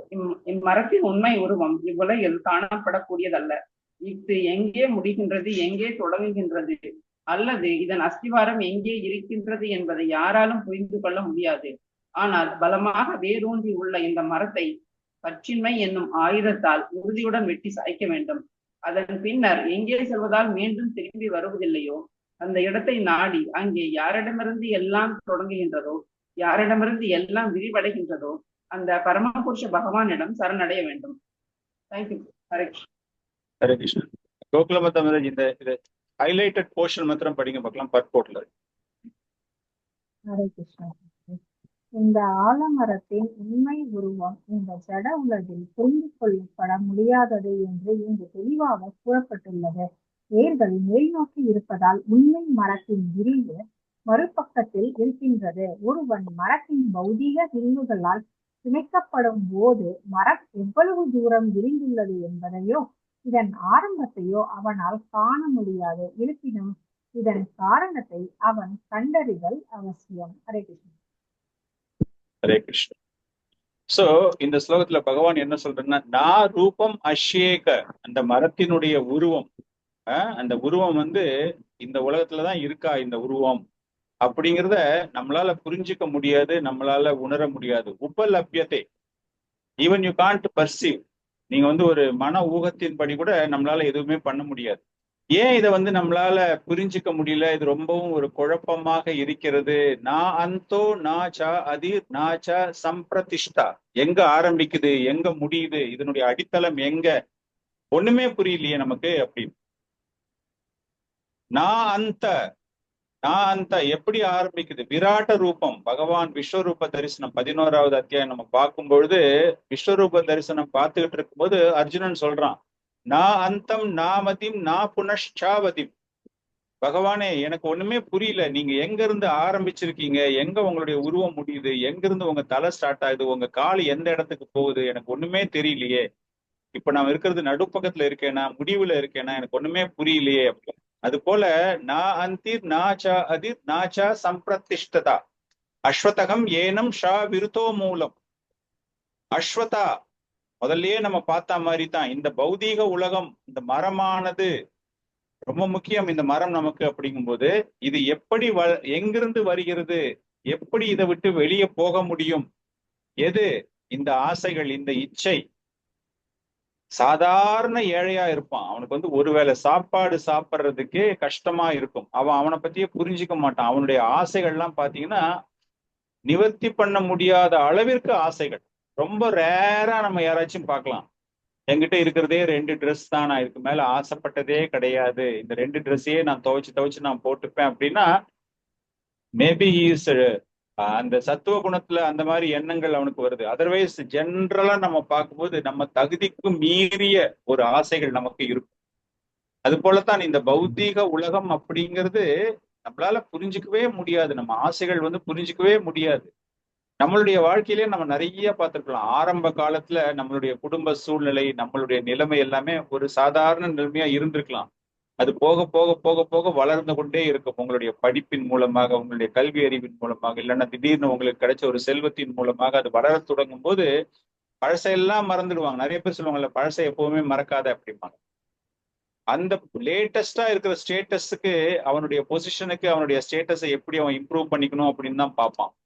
அவன் ஆதி காலத்துல கஷ்டப்பட்டது எல்லாமே மறந்துடுவான். அது போல இந்த பௌதீக வாழ்க்கை, இந்த பௌதீக மரம் அப்படிங்கிறது எங்க ஆரம்பிச்சது, எங்க முடியுது, எப்படி இருக்கு அப்படிங்கிற ஒரு விஷயமுமே தெரியவே தெரியாது. இது அவ்வளவு எளிமையாக கண்டுபிடிக்கவே முடியாது. ஆனால் இதிலிருந்து எப்படி வெளியேறுவது, இந்த மாதிரி ஒரு சூழ்நிலையிலிருந்து நான் எப்படி வெளியேறுவது அப்படிங்கும்போது அசங்க சாஸ்திரேன திருத்தேன சித்வா, இந்த மரத்தை நாம் வெட்டி சாய்க்க வேண்டும். வெட்டி சாய்க்க வேண்டும்னா அசங்க சாஸ்திரேன திருத்தேன சித்வா அசங்க. அசங்க சாஸ்திரேனா அப்படின்னா ஆயுதம். அதை what to you say for detachment, அந்த கட்டுண்ட பற்றற்ற நிலையிலிருந்து விடுபடுவதற்கான ஆயுதம், பற்றுதலிலிருந்து தவிர்ப்பதற்கான ஒரு ஆயுதம் அசங்கா. சங்கம் என்றால் சங்கமம், அட்டாச்மெண்ட் இல்லையா? அட்டாச்மெண்ட் வித் சாது, சங்கம், சங்கா. அசங்கா அப்படிங்கிற means you have to come out. அந்த இடத்துல நீங்க வெளியே வரணும். அது எப்படி வரணும் அப்படின்னா, இந்த இடத்துல எப்படி வரணும் அப்படின்னா இந்த பௌதீக வாழ்க்கையிலிருந்து வர வேண்டும். திருத்தேனா, திருத்தா, திருத்த விருத்தகான்னு சொல்றோம்ல, திருத்தேனா அப்படிங்கும்போது you should have the firm decision. Cut பண்ணியே ஆகணும். இந்த இந்த கட்டுண்ட நிலையில் இந்த பௌதீக ஆசை எனக்கு ரொம்ப பிடிச்சு போயிடுச்சு, அதனால நான் பண்ணியே ஆகணும். இன்னைக்கு உங்களால பண்ண முடியாட்டி கூட நீங்கள் you should have a time line. உங்க மனசுல வந்து ஒரு திட்டம் தீட்ட வேண்டும். எனக்கு இதெல்லாம் வீக்னஸ், இதெல்லாம் எனக்கு அட்டாச்மெண்ட், இதுல இருந்து நான் கொஞ்சம் கொஞ்சமா வெளியேறணும். இந்த பௌதிக வாழ்க்கையில இந்த மரம் வச்சே, இந்த மரத்தை நான் கட் பண்ண போறேன், உடனே என்னால கட் பண்ண முடியாது. ஏன்னா பெரிய பிரம்மாண்டமான விருட்சமாக மாறி இருக்கிறது. இந்த விருட்சத்தை வந்து என்னால உடனே கட் பண்ண முடியும் அப்படின்னு எனக்கு தோணல. சோ நான் வந்து ஒரு முயற்சி ஒண்ணு எடுத்து நிச்சயமாக இதிலிருந்து நான் வெளியேற வேண்டும் அப்படிங்கிற ஒரு விஷயம் நான் செய்ய வேண்டும். That is called you are attempting, you are endeavoring. முயற்சி செய்து அந்த மரத்திலிருந்து நீங்கள் வெளியேறுகிறீர்கள் அப்படின்னு. ஸோ நம்ம அந்த பர்போட்டை நம்ம ஸ்டார்டிங்லயே பார்த்துட்டோம். நம்ம அந்த மாதிரி பகவான், இந்த பௌதீக உலகம் என்பது புரிந்து கொள்ள முடியாத விஷயம், இருந்தாலும் நாம் அதிலிருந்து வெளியேற வேண்டும் அப்படிங்கிற விஷயத்தை நமக்கு கூறியிருக்கிறார். இந்த ஒரு புரிதலோடு நம்ம அடுத்த ஸ்லோகம், இந்த ஸ்லோகம் ரொம்ப ஒரு அற்புதமான ஒரு ஸ்லோகம். பகவானிடம் சரணாகதி அடைந்து எப்படி இந்த பௌதீக மரத்தில் இருந்து, இதுக்கு முன்னாடி எல்லாம் நிறைய சொல்றாரு இல்லையா, through knowledge, knowledge is sword of detachment அப்படிங்கும்போது knowledge is sword of detachment அப்படி கட் பண்றதுக்கு ஆயுதம் சொல்ற மாதிரி, அந்த மாதிரி இங்க வந்து நம்ம கொஞ்சம் கொஞ்சமா முயற்சி செய்து வரணும் அப்படின்னு.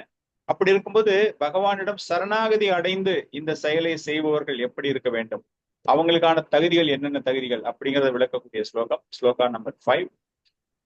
நிர்மாண மோக ஜீத சங்க தோஷ அத்தியாத்ம நித்யா விநிவிருத காமஹ ஸ்வந்த்வைர் விமுக்தா சுக துக்க சமக்னை கச்சந்தி அமுதா பதம் அவ்யயம் தத். படிக்கும் பார்க்கலாம் யாரு, குணமயி மாதாஜி, ஸ்லோகா பிளஸ் டிரான்ஸ்லேஷன் படிங்க. ஹரே கிருஷ்ண. நிர்மாண மோகாஜித சங்க தோஷாத்யாத்ம நித்யா விநிவிருத்ய காமாஹ द्वन्द्वैर् विमुक्ता सुख दुःख समज्ञैर् गच्छन्त्यमूढा पदमव्ययं तत्. One second. Can read the translation. பொய் கௌரவம், மயக்கம் மற்றும் தவறான சங்கத்திலிருந்து விடுபட்டு நித்தியத்தை புரிந்து கொண்டு பௌதீக காமத்தை நிறுத்திவிட்டு இன்பம் துன்பம் எனும் இருமையை ஒழித்து மயக்கமுறாமல் இருப்பவர்கள் பரமபுருஷரிடம் சரணடைவது எவ்வாறு என்பதை அறிந்து அந்த நித்திய ராஜ்யத்தை அடைகின்றனர். So பகவானிடம் சரணடைபவர்கள் யார்? நிர்மாண மீன்ஸ் பொய் அகங்காரம் இல்லையா, கௌரவம், பொய் கௌரவம். இதுல இருந்து எவன் ஒருவன் விடுதலை பெறுகிறானோ, மோகா மீன்ஸ் அந்த ஒரு மாதிரி மாயை, அந்த மாயையிலிருந்து நீங்கள் விடுதலை அடைய வேண்டும். நிர்மாண மோகா, பொய் அகங்காரம், மாயை. பிகாஸ் இட் இஸ் டெம்பரரி இல்ல. இன்னைக்கு உங்ககிட்ட அவ்வளவு செல்வம் இருக்கு, நீங்க பெரிய பணக்காரன்னு நினைச்சிட்டு இருக்கீங்க. நாளைக்கு திடீர்னு ஒரு ரெய்டு ஒண்ணு வருது, இல்லைன்னா உங்களுடைய வீட்டுல ஒரு பெரிய திருட்டு நடக்குது, உங்களுடைய செல்வம் எல்லாம் அபகரிக்கப்படுகிறது இல்லையா. சடனா ஒரு சுனாமி, சடனா ஒரு எர்த்குவேக், பில்டிங் கொலாப்ஸ்டு, உங்களுடைய கோல்டு கில்டு எல்லாமே அடியில போயாச்சு, அதை தேடி கண்டுபிடிக்கவே முடியாது. அப்படிங்கும்போது யுவர் பாப்பர். நிறைய பேர் பேங்க்ல பணம் போட்டு திடீர்னு பேங்க் திவால் ஆயிடுது இல்லையா. கோஆபரேட்டிவ் பேங்க்குங்கிறான், அந்த பேங்க்குங்கிறான், government regulation, only 1 lakh will be given to you. உங்களுக்கு நீங்க அவ்வளோ பைசா பேங்க்ல வச்சிருப்பீங்க. ஒன்ஸ் அந்த பேங்க் இஸ் டிஃபால்ட் ஃபெயில்டு அப்படிங்கும்போது government norms says they can pay you maximum 1 lakh, அவ்வளவுதான். அந்த மாதிரி பல்வேறு சமயங்களில் பல்வேறு situations you can become a pauper in no seconds. அந்த பொய் அகங்காரம், அந்த மாயை, அதுல இருந்து நீங்க வரீங்க. ஜீத சங்க தோஷா. அதே போல ஒரு தவறான சங்கத்தில் நீங்கள் உறுப்பினராக இருக்கிறீர்கள். காரணம் அந்த பணம் உங்களுக்கு இருக்கு அப்படிங்கும்போது சாது சங்கத்தை நீங்கள் மறந்துவிட்டு நீங்கள் ஒரு பௌதிக சங்கத்தில் உங்களை இணைத்துக் கொள்கிறீர்கள். ஜீத சங்க தோஷா, இதெல்லாம் ஒரு குவாலிபிகேஷன். பகவான்கிட்ட நீங்க சரணடையணும் அப்படிங்கும்போது அத்தியாத்ம நித்யா, நிரந்தரம் உங்களுக்கு என்னது, நிரந்தரமா உங்களுக்கு என்ன கிடைக்க போகுது, யாரோட சேவகன் நீங்க, உங்களுடைய வாழ்க்கை எப்படிப்பட்ட வாழ்க்கை, நீங்க யாருக்காக உங்களை அர்ப்பணிக்க வேண்டும். பையனுக்கோ பொண்ணுக்கோ நீங்க நிரந்தரமா செய்றீங்கன்னா கொஞ்ச நாள் பொறுத்து அந்த பையன் தூக்கி போட்டுருவான், போடா வெளியே போடா அப்படின்னு. பொண்ணும் தூக்கி போட்டுருவோம், பையனும் தூக்கி போட்டுருவான். அதுவும் இந்த மாடர்ன் டேஸ்ல எல்லாம் பாத்தீங்கன்னா அவ்வளவு கஷ்டப்பட்டு பொண்ணையோ பையனையோ வளர்த்த அப்பா அம்மா திருமணம் செஞ்சுக்கும் போது அவங்களுக்கு இஷ்டப்பட்டவங்கள திருமணம் செஞ்சுட்டு போவாங்க. ஒரு செகண்ட்ல அவங்க அப்பா அம்மா லெஸ் இன்டெலிஜென்ஸ், அவங்களுக்கு எனக்கு தகுந்த மேட்ச் அவங்களால பார்க்க முடியாது அப்படின்னு சொல்லிட்டு அந்த மாதிரி காலம் போயிட்டு இருக்கு. ஃபாரினர்ஸ் லவ் பண்றது, வெளிநாட்டுக்காரங்களோட போறது, இந்த மாதிரி பல விதயங்கள். திஸ் இஸ் கால்டு அத்தியாத்ம நித்யா. உங்களுடைய நிரந்தரமான பொசிஷன் என்ன அப்படிங்கிறத மறந்துட்டு தற்காலிகமாக நிர்மனா, யுவர் இன் ஃபால்ஸ் பிரிஸ்டிஜ், பொய்யான ஒரு கௌரவத்துல இருக்கீங்க, அகங்காரத்துல இருக்கீங்க. துவந்த்வீர் விமுக்தகா, இருமைகளில் இருந்து, ஃப்ரீடம் ஃப்ரம் டுவாலிட்டிஸ். இருமைகள் அப்படின்னா சுக துக்கம் அப்படிங்கும்போது எல்லாத்துல இருந்துட்டு நம்ம வெளியே வரணும். எல்லாத்தையுமே சரி நோக்கோடு பார்க்கக்கூடிய ஒரு தன்மை இருக்க வேண்டும் நம்ம கிட்ட. இதெல்லாம் எப்படி வரும் அப்படின்னா அந்த எட்டர்னல் பொசிஷன், அத்தியாத்ம நித்யா, நித்தியமான உங்களுடைய பொசிஷன் என்ன அப்படிங்கறது தெரிஞ்சுக்கும் போது, நான் ஒரு சேவகன், நான் எதுக்குமே ஆசைப்படக்கூடாது, பகவானுக்குத்தான் நான் சேவகம் செய்யணும் அப்படிங்கிற ஒரு நிலைமை எனக்கு வந்ததுன்னா, வினிவிருத்த காம ஆமுதகா, ஒரு பௌதீக சுகத்திற்காக, தற்காலிகமாக எனக்கு கிடைக்க போற சுகத்துக்காக நீங்க இதெல்லாமே பண்ணுனீங்க அப்படின்னா நிச்சயமாக உங்களுக்கு பகவானிடம் சரணடைய முடியாது. சோ பகவானிடம் சரணடைவதற்கான தகுதிகள் அப்படின்னு பார்க்கும்போது நிர்மனா மோக ஜீத சங்க தோஷ அத்தியாத்ம நித்யா துவந்த்வீர் விமுதகா வினிவிருத்த காம ஆமுதகா, இது எல்லாமே பௌதீக ஆசைகள், அதுக்கெல்லாம் எதுவுமே இல்லாம எவன் ஒருவன் வெளியே வரானோ அவனுக்குத்தான் பகவானிடம் சரணடைவதற்கான ஒரு முக்கியமான ஒரு விஷயம். சோ ஓவராலா இந்த ஃபர்ஸ்ட் 5 ஸ்லோகாஸ்ல பார்த்தோம். ஒரு ஓமை அப்படின்னு பார்க்கும்போது பௌதீக உலகம், ஆன்மீக உலகம் மூலமாக எப்படி அந்த மரத்தினுடைய கிளைகள் பல்வேறு இடங்களுக்கு செல்கிறதோ அது போல இந்த பௌதீக வாழ்க்கையில் நமக்கு பல்வேறு வகையான ஆசைகளை நிவர்த்தி செய்வதற்காக பாவ காரியங்களில் ஈடுபடுகிறோம், புண்ணிய செயல்களில் ஈடுபடுகிறோம். அந்த மாதிரி பல்வேறு செயல்களில் ஈடுபட்டு அந்த வேரை மிகவும் வலுவான ஒரு வேராக அந்த பௌதீக வாழ்க்கையில் எவ்வளவு ஸ்ட்ராங்கா நம்மளால இந்த இடத்துல இருக்க முடியுமோ அதற்கு தகுந்த மாதிரி நம்மளை மாத்திக்கிறோம். பாவங்கள் செஞ்சு நிறைய பாவங்கள் செய்யறாங்க, செஞ்சாலும் எனக்கு இந்த பாவத்துல இருந்து எனக்கு நாளைக்கு வந்து ஒரு தண்டனை கிடைச்சதுன்னா கூட இந்த தண்டனையில இருந்து என்னால வெளியே வர முடியும். நிறைய அமைச்சர்களுடைய கேஸ் எல்லாம் நம்ம பாக்குறோம் இல்லையா? அமைச்சர்கள்லாம் வந்து பெரிய பெரிய ஊழல் பண்ணி அவங்களை ஜெயில போட்டா கூட அவங்க ஏதோ ஒரு இமாலய சாதனை செஞ்ச மாதிரி மகிழ்ச்சியாக ஜெயில இருந்து வெளியே வராங்க. சிறைச்சாலையில இருந்து வெளியே வரும்போது அவங்க பேசுற பேச்சல்ல என் மீது தவறான ஒரு வழக்கு போடப்பட்டிருக்கிறது, நான் நிரபராதி அப்படின்னு. அதுல இருந்து தப்பிச்சுக்கிறதுக்கு பாவம் பண்ணினாலும் அதுல இருந்து தப்பிச்சு காரணம் என்ன அப்படின்னா அந்த வேறானது இந்த பௌதீக உலகில் அந்த ஆசை அப்படிங்கிற அந்த ஒரு பெரிய விருட்சம், அனுபவிக்க வேண்டும், இந்த இந்திரியத்திற்கு நான் சுகம் தர வேண்டும் அப்படிங்கிற ஒரு பெரிய விருட்சம் அப்படியே ஆணி வேர் போல அவர்கள் தங்களை அப்படியே இறுக்கி கொள்வதால் இதுல இருந்து வெளியேற முடியாமல் தவிக்கிறார்கள். சோ இந்த ஒரு புரிதலோடு நெக்ஸ்ட் செட் ஆஃப் ஸ்லோகாஸ் நம்ம போக போறோம். புருஷோத்தம யோகா எப்படி வந்து மாற்று கிரகங்களுக்கு, மாற்று கோள்களுக்கு, உயர்கோள்களுக்கு நம்மளுடைய ஒரு இலக்கு என்ன அப்படின்னா ஆன்மீக உலகத்தை சென்று அடைவது. அந்த ஆன்மீக உலகத்தை சென்று அடைவதற்காக எப்படி நம்ம போக போறோம், அந்த உலகம் எப்படிப்பட்ட உலகமாக இருக்கும், பகவானுடைய லோகத்துக்கு போகணும், நான் வேற ஒரு கோள்களுக்கு போகணும், முக்கியமாக நான் வந்து பகவானுடைய லோகத்துக்கு போகணும் அப்படின்னு பார்க்கும் பொழுது அந்த மாதிரி நம்ம போகணும். காரணம் என்ன அப்படின்னா இந்த வாழ்க்கையை நம்ம வந்து அவ்வளவு எளிதாக அதை எடுத்துக்கொண்டு நாம் இதை வீணடிக்க கூடாது. பகவான் சொல்றார் இல்லையா, மயா அத்தியக்ஷேன பிரகிருதி சூயத்தே சா சராச்சரம், எல்லாமே என்னுடைய ஒரு மேற்பார்வையில் நடைபெறுகிறது, இந்த ஜட இயற்கை என்னுடைய மேற்பார்வையில் நடைபெறுகிறது.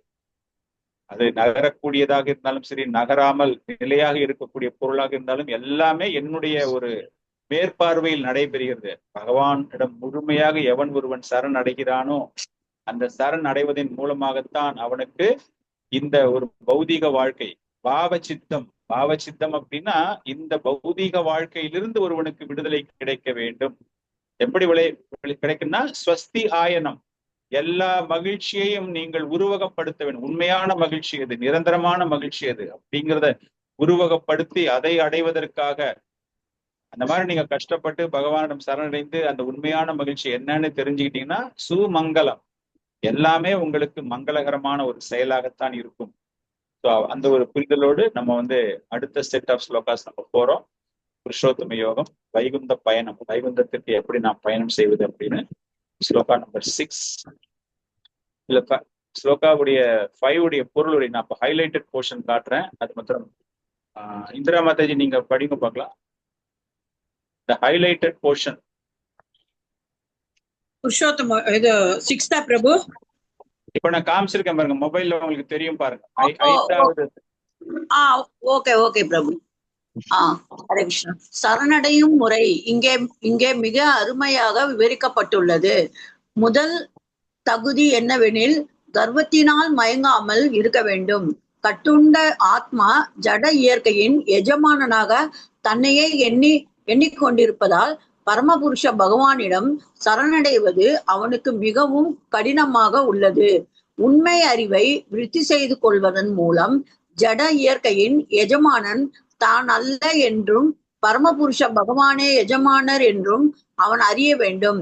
கர்வத்தினால் உண்டாகும் மயக்கத்திலிருந்து அவனை விடுதலை பெறும் பொழுது சரணடையும் முறையை தொடங்க முடியும். இந்த ஜட உலகில் ஏதேனும் மரியாதையை எப்போதும் எதிர்பார்க்கும் நபரால் பரமபுருஷனிடம் சரணடைய முடியாது. ஒருவன் இவ்வுலகிற்கு வந்து சில காலம் தங்கி பின்னர் சென்று விடுகிறான் என்ற போதிலும் அவன் தானே இவ்வுலகின் எஜமானன் என்ற முட்டாள்தனமான எண்ணத்தில் உள்ளான். இந்த அறியாமையே கர்வத்திற்கு காரணமாகும். இவ்வாறு எல்லா விஷயங்களையும் சிக்கலாக்கி அவன் எப்போதும் தொல்லையிலேயே இருக்கின்றான். முழு உலகமும் இந்த எண்ணத்தின் இயங்குகின்றது. இந்த பூமியினை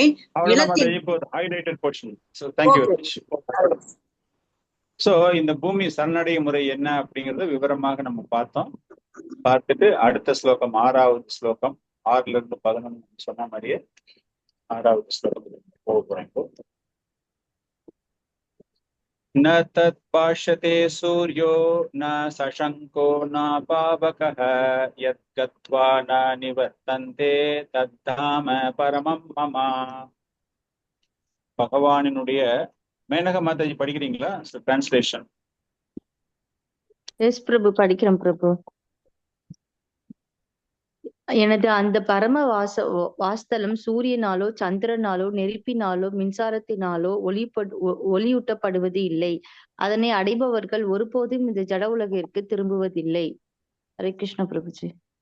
தேங்க்யூ மாதாஜி. தத்தாம பரமம் மமா, அதாவது அந்த பிரபஞ்சம் பகவானினுடைய நித்திய லோகமானது ஸ்பெஷலா சூரியனோ சந்திரனோ போட்டு அங்க ஒரு பிரகாசமான சூழ்நிலையை உருவாக்க வேண்டும் அப்படிங்கிற அவசியமே கிடையாது. சுய பிரகாசம் உடையது, செல்ஃப் இலுமினேட்டட் சொல்லுவோம் இல்லையா, அந்த மாதிரி இது ஒரு தன்மை. அந்த பகவானினுடைய அந்த திவ்ய லோகமானது அதனுடைய குணங்கள், கேரக்டரிஸ்டிக்ஸ் அப்படிமோல்ல, அது எப்படிப்பட்டதாக இருக்கும் என்றால் தத்தாம பரமம் அம்மா, எப்பவுமே பிரைட்டா இருக்கும். எப்போ ஒரு சூரியனுடைய வெளிச்சம் நம்ம வீட்டுல இருக்கும்போது லைட்டே போடாம வீடு பிரகாசமாக இருக்கிறதோ, அது போல வித்தவுட் சன்லைட் அந்த லோகமானது பிரகாசமாக இருக்கும். அது போல அங்கு செல்பவர்கள் மீண்டும் திரும்புவது கிடையாது. சோ இதுதான் இந்த ஒரு பர்டிகுலர் ஸ்லோகத்துல நம்ம இந்த பத்போட்லயும் பிரபுபாதர் அதை பத்தி எழுதுறாரு. 2 வகையான ஜீவராசிகளை பற்றியும் அவர் எழுதுகிறார். கட்டுண்ட ஆத்மாக்கள், விடுதலை அடைந்த ஆத்மாக்கள். இந்த கட்டுண்ட ஆத்மாக்கள் இந்த இருண்ட பௌதிக உலகிலேயே வாழ்கிறார்கள். அவங்க என்ன பண்றாங்க அப்படின்னா, இந்த உலகமானது, இந்த உலகத்தில் உள்ள வெற்றியானது, அதற்கு எல்லாமே அவர்தான் அதிபதி, அவர்தான் அதிபர், அதற்கு காரணகர்த்தா அவர்தான் அப்படிங்கிற மாதிரி ஒரு நிலையில இருக்காங்க. விடுதலை அடைந்தவர்கள் என்ன பண்றாங்க அப்படின்னா, இந்த பொய் அகங்காரம், எல்லா குவாலிபிகேஷனும் பார்த்தோம்ல, அந்த பொய் அகங்காரம் அதை எல்லாத்தையுமே பார்த்து இந்த காம இச்சை உடைய இந்த பௌதிக மரத்தை அறுத்தெறிந்து இந்த பௌதிக வாழ்க்கையிலிருந்து தங்களை விடுவித்துக் கொண்டு அவர்கள் விடுதலை அடைந்து அவர்கள் அந்த நித்திய லோகம், ஆன்மீக உலகத்தை சென்று அடைந்து பகவானுடைய சகாக்களாக தங்களை மாற்றிக்கொண்டு நிரந்தரமான ஆனந்தமான சச்சித் ஆனந்த விக்கிரகம்னு சொல்றாங்க, அந்த மாதிரி சச்சித் ஆனந்தம், ஆனந்தமாக எப்பொழுதுமே சுகமாக இருந்து கொண்டு மீண்டு வராத ஒரு வாழ்க்கையை அவர்கள் பெறுகிறார்கள். கிருஷ்ண பக்தி நமக்கு எப்படி உதவுது அப்படின்னா இந்த மாதிரி தான். இது ஒரு நாட் அ சடன் டிட்டாச்மெண்ட். நம்ம உடனே எல்லாத்தையும் விட்டுட்டு வர்றது கிடையாது. கொஞ்சம் கொஞ்சமா நம்ம விட்டுட்டு வரோம். ஜெகநாதருடைய ரத யாத்திரை சிறப்பாக நடந்து கொண்டிருக்கிறது. நேற்று பூரியில ஜெகநாதருடைய ரதம் குண்டிச்சா ஆலயத்துல, இன்னைக்கு காலையில குண்டிச்சா ஆலயத்து உள்ள போயிருக்கும், பகவான் உள்ள போயிருப்பாரு. நாளைக்கு சென்னையில நடக்க போகுது, பல்வேறு இடங்களில் பல்வேறு தினங்களில் நடக்க போகுது. இதெல்லாமே எதற்கு என்றால் ஜன்ம கர்ம சமே திவ்யம், பகவானினுடைய பிறப்பு, பிறப்பற்ற அழிவற்ற மரணமற்ற இந்த பகவானுடைய திவ்யத்தை வெளியே எல்லாருக்கும் தரிசனம் கொடுக்கிறாரு. வேற எந்த ஒரு சமயத்திலும் எந்த ஒரு ஆலயத்திலும் இல்லாத ஒரு மிகச்சிறந்த விஷயம். சாக்ஷாத் பகவானே வெளியே எல்லாருக்கும் தரிசனம் கொடுத்து எல்லாருக்குமே அந்த பகவானை பற்றி தெரிந்து கொண்டு கிருஷ்ண உணர்வில் அவர்கள் எல்லாரையுமே மூழ்கடிக்க வைத்து கொஞ்சம் கொஞ்சமாக இந்த பௌதிக வாழ்க்கை பந்தங்களிலிருந்து அவர்கள் வெளியேற வேண்டும் அப்படின்னு பகவானே ஒரு முயற்சி எடுக்கிறார்.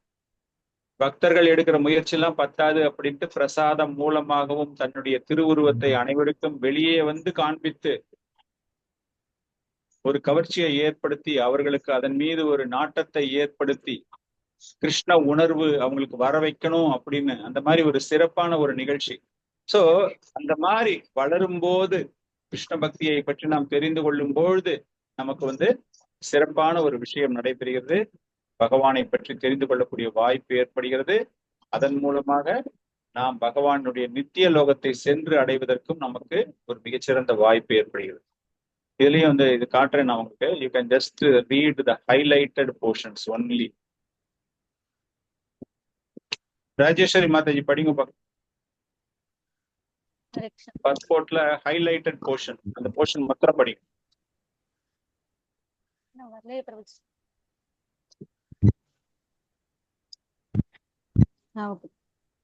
புருஷோத்தமரான முழுமுதற் கடவுள் கிருஷ்ணரின் வாசஸ்தலம் இங்கு விவரிக்கப்படுகின்றது. அந்த ஆன்மீக உலகம் கிருஷ்ணலோகம் என்றும் கோலோக விருந்தாவனம் என்றும் அறியப்படுகிறது. ஆன்மீக வானில் சூரிய ஒளி, சந்திர ஒளி இருப்பு மற்றும் மின்சாரத்திற்கு அவசியம் இல்லை. ஏனெனில் அங்குள்ள எல்லா விஷயங்களும் சுயமாகவே பிரகாசமுடையவை. இப்பிரபஞ்சத்தில் சுயமாக பிரகாசிக்கக்கூடிய கிரகமாக சூரிய கிரகம் மட்டுமே உள்ளது. ஆனால் ஆன்மீக வானில் உள்ள எல்லா கிரகங்களும் சுயமாக பிரகாசிப்பவை. வைகுண்டங்கள் என்று அழைக்கப்படும் அந்த கிரகங்களின் பிரகாசமே பிரம்மஜோதி எனப்படும் பேரொளி ஆகும். உண்மையில் அந்த ஒளி கிருஷ்ணரின் லோகமான கோலோக பிருந்தாவனத்திலிருந்து வெளிவருகின்றது.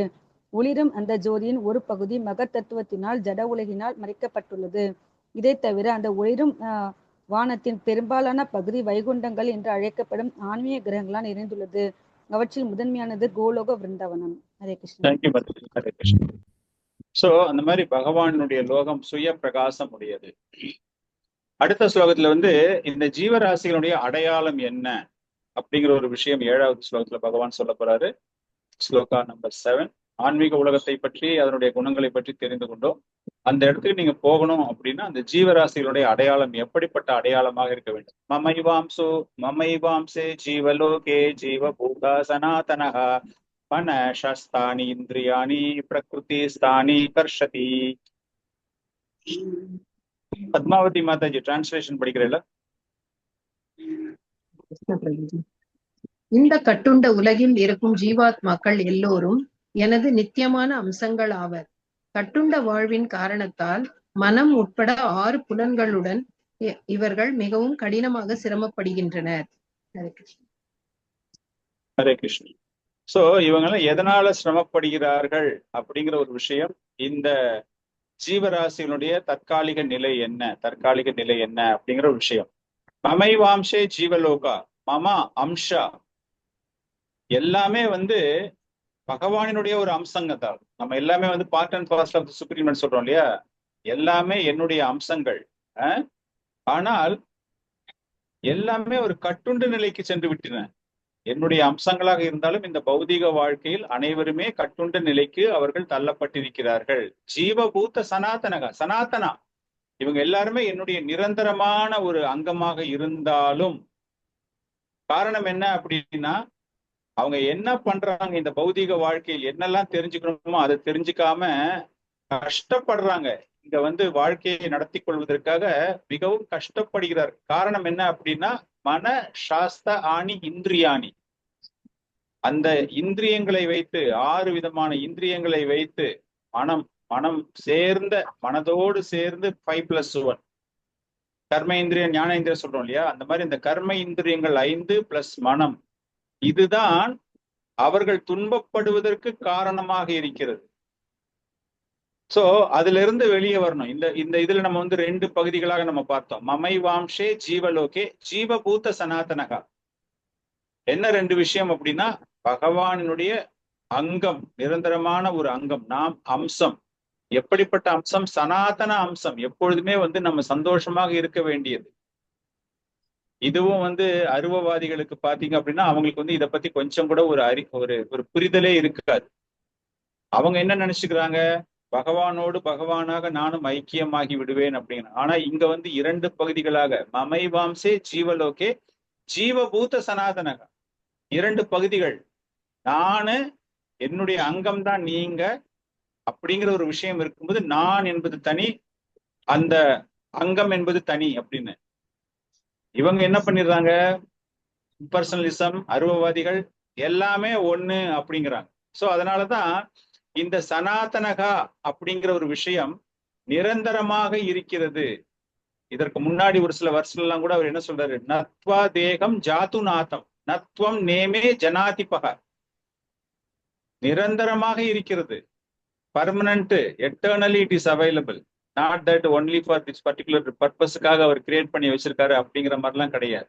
சோ மம அம்ச என்னுடைய அங்கம், பிரம்ம அம்சான்னு சொல்லவே இல்லை அவர். மம நான், பிரம்ம அப்படின்னா அவருடைய ஒரு பகுதி தான் இல்லையா.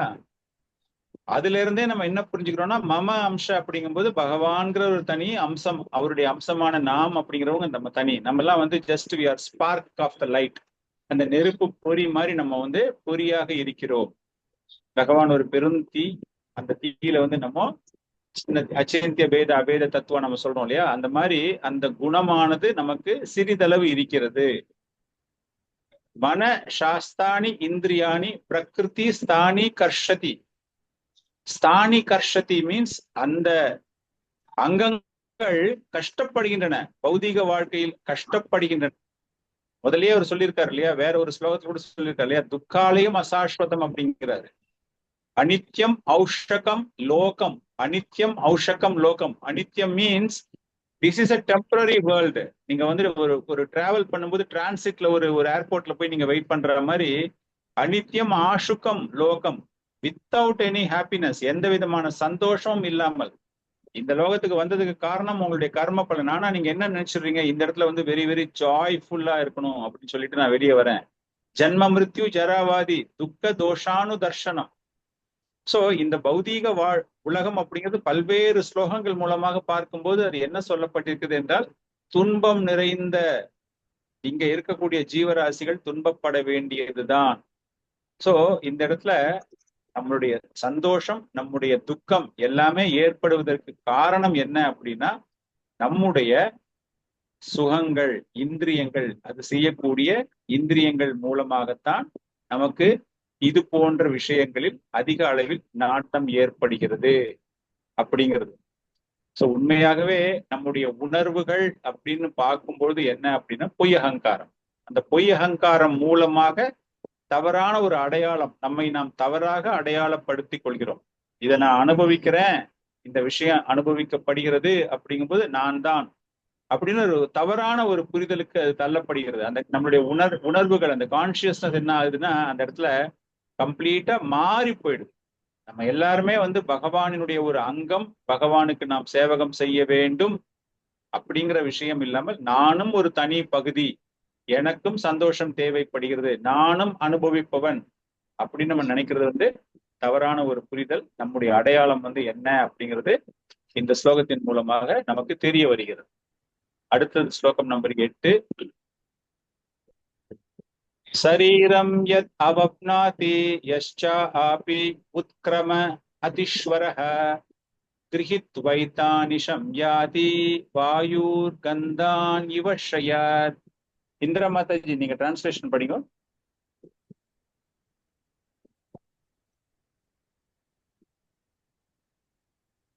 ஹரே கிருஷ்ண. காற்று நறுமணத்தை தாங்கி செல்வதை போல ஜட உலகில் இருக்கும் உயிர்வாழி ஓர் உடலில் இருந்து மற்றொரு உடலுக்கு வாழ்வின் பல்வேறு உணர்வுகளை சுமந்து செல்கிறான். இவ்வாறு ஒரு வகையான உடலை பெற்று பின்னர் மீண்டும் வேறொரு உடலை ஏற்பதற்காக இதனை கைவிடுகிறான். ஹரே கிருஷ்ணன். சோ இது வந்து கிட்டத்தட்ட பாத்தீங்கன்னா இந்த ஸ்லோகத்துல வந்து எந்த ஒரு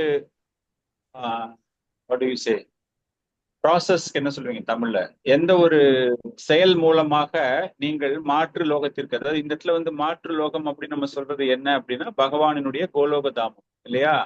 அந்த கோலோகம் செல்வதற்கு என்ன நீங்க செய்யணும்? சரீரம் யத் அவப்னோதி, இந்த சரீரம் இந்த சரீரம் உங்களுக்கு கிடைத்ததற்கு காரணம் என்ன அப்படின்னா நீங்கள் செய்த கர்ம பலன்கள் மூலமாக. இந்த உலகில் இருந்து, இந்த சரீரத்தில் இருந்து நீங்கள் வெளியேற வேண்டும். அந்த ஈஸ்வரன், பகவான், பரமாத்மா இருக்கக்கூடிய லோகத்திற்கு நீங்கள் செல்ல வேண்டும். அப்படின்னா நீங்க என்ன செய்யணும் அப்படிங்கிற ஒரு விஷயம் இங்கு பகவான் கூறுகிறார். ஈஸ்வரஹா கர்ஷதி. அகைன் இந்த இடத்துல நம்ம பார்த்தோம் அப்படின்னா அந்த அருவவாத கொள்கைகள் இங்கு முறியடிக்கப்படுகின்றன. ஈஸ்வரன் இருக்கக்கூடிய லோகத்திற்கு காரணம் இந்த பௌதீக சிந்தனை, பௌதீக விஷயங்கள் எல்லாமே கிடைச்சதற்கு காரணம் கர்ம செயல்கள். இந்த கர்ம செயல்களிலிருந்து மீண்டு நிரந்தரமான மாற்று உடலுக்கு சென்று பகவானினுடைய நித்திய லோகத்திற்கு நாம் செல்ல வேண்டும். இது வந்து தற்காலிகமாக, எப்படி வந்து ஒரு காற்று அந்த நறுமணம் கெட்ட வாசனை மேல பட்டாலும் கெட்ட வாசனை அடிக்கும், அது போல நறுமணமான பொருள்களின் மீது படும்போது நறுமணமான வாசனை கிடைக்கிறது. ஆனால் காற்றினுடைய தன்மை எப்பொழுதுமே மாறாதது அப்படின்னு நம்ம பார்த்தோம்ல. அந்த மாதிரி இந்த உடலானது உங்களுடைய செயலின் மூலமாக, கர்ம செயலின் மூலமாக உங்களுக்கு அது கிடைத்திருக்கிறது. சோ ஈஸ்வரா, இந்த இடத்துல பாத்தீங்கன்னா ஈஸ்வரா அப்படின்னா அந்த உடலை கட்டுப்படுத்தக்கூடியவர். அவர் யாரு அப்படின்னு பார்க்கும்போது அது அந்த பகவான். ஆனா நம்ம செய்யக்கூடிய செயல்கள் கர்ஷதி, இந்த லோகத்துல இருந்து மாற்று லோகத்துக்கு நம்ம செய்யறோம், கஷ்டப்பட்டுக்கிட்டு நம்ம இருக்கிறோம். இந்த இடத்துல நான் சுகமா இருக்கேன் நினைச்சுக்கிட்டு நம்ம அதற்காக பாடுபட்டு கொண்டிருக்கிறோம் என்றால் கர்ஷதி. சோ இதுதான் நம்ம அந்த ஜீவராசிகள் மாற்று உடலை உடையது, பகவான் வேறு உடலை உடையவர் அப்படின்னு போன ஸ்லோகத்துல பார்த்தோம் இல்லையா? அதற்கு பார்க்கும்போது அருவவாதிகள் அவர்களுடைய தர்க்கம் இங்கு முறியடிக்கப்படுகிறது. அவங்க என்ன நினைச்சிடுறாங்க, அழிவு ஏற்படும் பொழுது இந்த உடல் முடிந்து விடுகிறது. வாய்டிசம் சொல்றோம்ல, அந்த வாய்டிசம் அப்படிங்கும்போது இதோட முடிஞ்சு போச்சு, எனக்கு வந்து வேற ஒண்ணுமே கிடையாது. அதுதான் இங்கு மாற்று கருத்தாக பார்க்கப்படுகிறது. இந்த இடத்துல என்ன ஆயிடுது அப்படின்னா, எந்த லோகத்துக்கு நீ போக போற அப்படிங்கிற விஷயம் எப்படி என்றால் உன்னுடைய செயல்கள் மூலமாக. இந்த உடல் எப்படி உனக்கு கிடைத்தது என்றால் நீ ஏதோ செய்த ஒரு செயல்களின் மூலமாக, அந்த கர்ம பலனின் மூலமாக இது கிடைத்திருக்கிறது. இதுல இருந்து நீ வெளியே போகணும் அப்படின்னா எப்படிப்பட்ட செயல்கள்லாம் செய்யணும் அப்படிங்கிறது பின்னாடி சொல்ல போறாரு. இந்த ஸ்லோகத்தின் மூலமாக நாம் திரும்பவும் அந்த அருவவாத கொள்கைகளை முறியடிக்கிறோம். Okay, sloka number 9.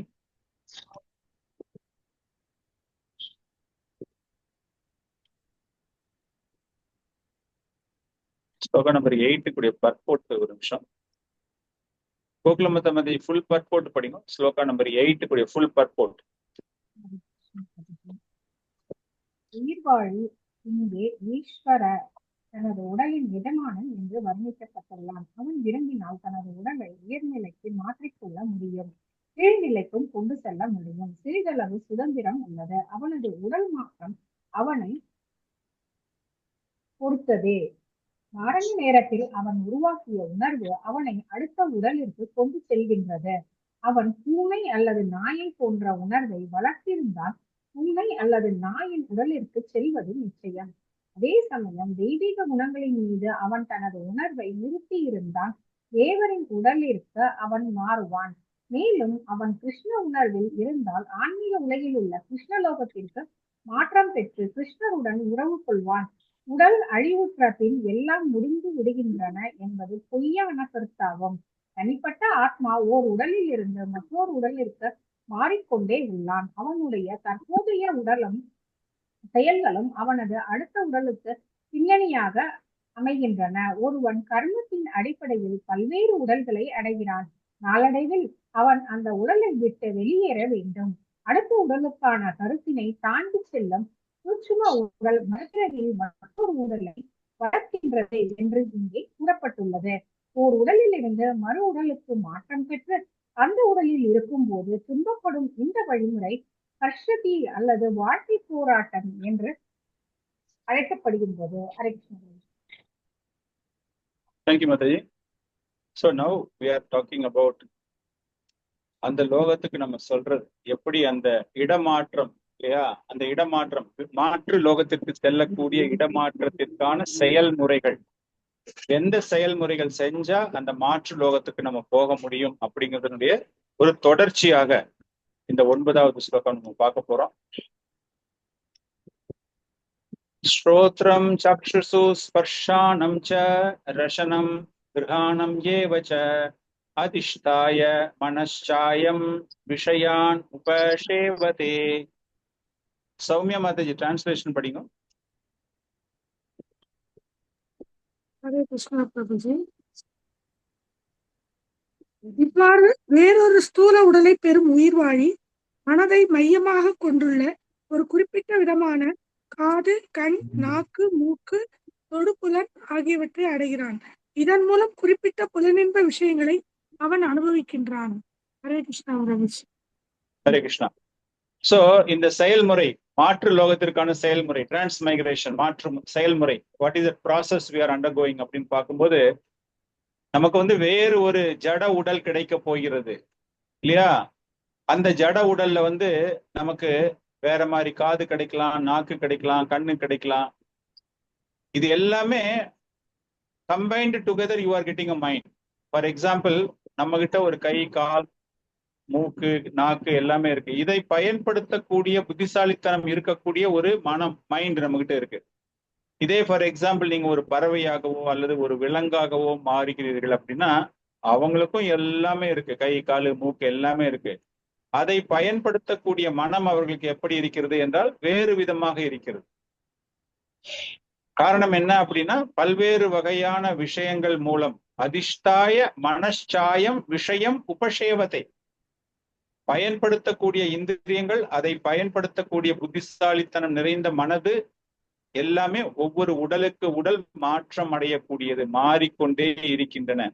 சோ அப்படி பார்க்கும் பொழுது இந்த ப்ராசஸ்ல going to the upper planetary systems, Golokadham போறதுக்கு ஆன ப்ராசஸ் அப்படிங்கிறது ஹவு டிஃபிகல்ட் இட் இஸ். நம்ம வந்து எவ்வளவு கஷ்டப்பட்டு இந்த ப்ராசஸ்ல வந்து வெற்றிகரமாக நாம் வர வேண்டும். அதற்கு தான் வந்து ஒரு ஓமை கூட கொடுக்கிறாரு. அங்க ஓமை கொடுக்கும்போது என்ன கொடுக்கிறாருன்னா, ஒரு நீர் அதனுடைய தன்மை ஒன்றாகத்தான் இருக்கும். அதை வந்து பல்வேறு நிறங்களில் அந்த நீரை நாம் போடும் பொழுது, ஒரு குங்கும பவுடர்ல போடுறீங்க, ஒரு மஞ்சள் பொடியில போடுறீங்க, ஒரு வெள்ளை பொடியில போடுறீங்க, இல்லைன்னா ஒரு ப்ளூ கலர் பவுடர்ல போடுறீங்க அந்த தண்ணியை. அப்படிங்கும்போது இட் கீப்ஸ் சேஞ்சிங். அந்த கலரான தண்ணியினுடைய கலரு என்ன ஆயிடுதுன்னா, எதனுடைய ஆதிக்கம் அதிகமாக இருக்கிறதோ அந்த ஆதிக்கத்திற்கு ஏற்றாற் போல அதனுடைய நிறம் மாற்றப்படுகிறது. சோ திஸ் இஸ் த குணங்கள். அந்த குணங்களுக்கு ஏற்றாற் போல உங்களுடைய உருவம், உங்களுடைய புத்திசாலித்தனம் பயன்படுத்தும் பொழுது அந்த ஆத்மா அந்த எந்த புத்திசாலித்தனத்தின் மூலமாக அந்த உடல் செயல்படுகிறதோ அதற்கு ஏற்றாற் போல அது வேறு வேறு உடலை எடுக்கின்றன. ஆத்மாவானது அந்த தண்ணி மாதிரி, அது அப்படியே தான் இருக்குது. ஆனா பயன்படுத்தக்கூடிய பல்வேறு விஷயங்கள், ஓகே, உண்மையாகவே கிருஷ்ண உணர்வுடைய அந்த ஆத்மா, நீரை போன்று உண்மையான ரூபமுடைய அந்த ஆத்மா, அதனுடைய உணர்வுகள் எப்படி நிறம் மாறுகிறதோ அது போல பல்வேறு வகையான செயல்களில் ஈடுபட்டு, பல்வேறு குணங்களின் மூலமாக செயல்களில் ஈடுபட்டு அது தன்னுடைய தன்மையை இழந்து அது மாற்று உடலுக்கு தன்னை மாற்றிக்கொள்கிறது.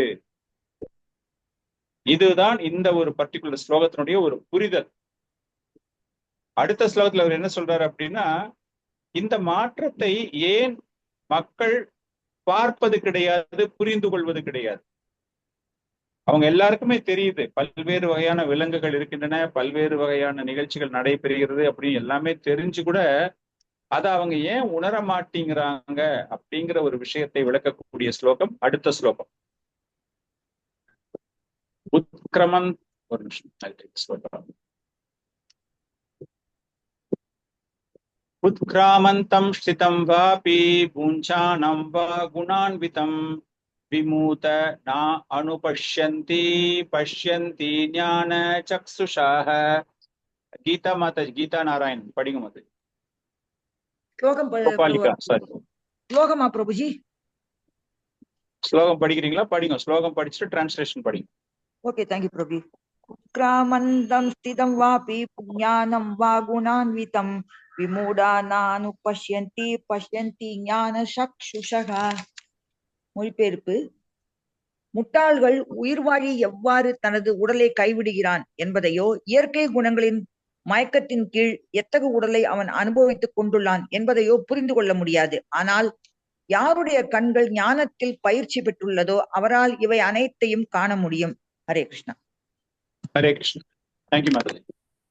உத்கிராமந்தம், உத்கிராமந்தம் அப்படின்னா இந்த உடலை விட்டு அதை வெளியேற்றுவது.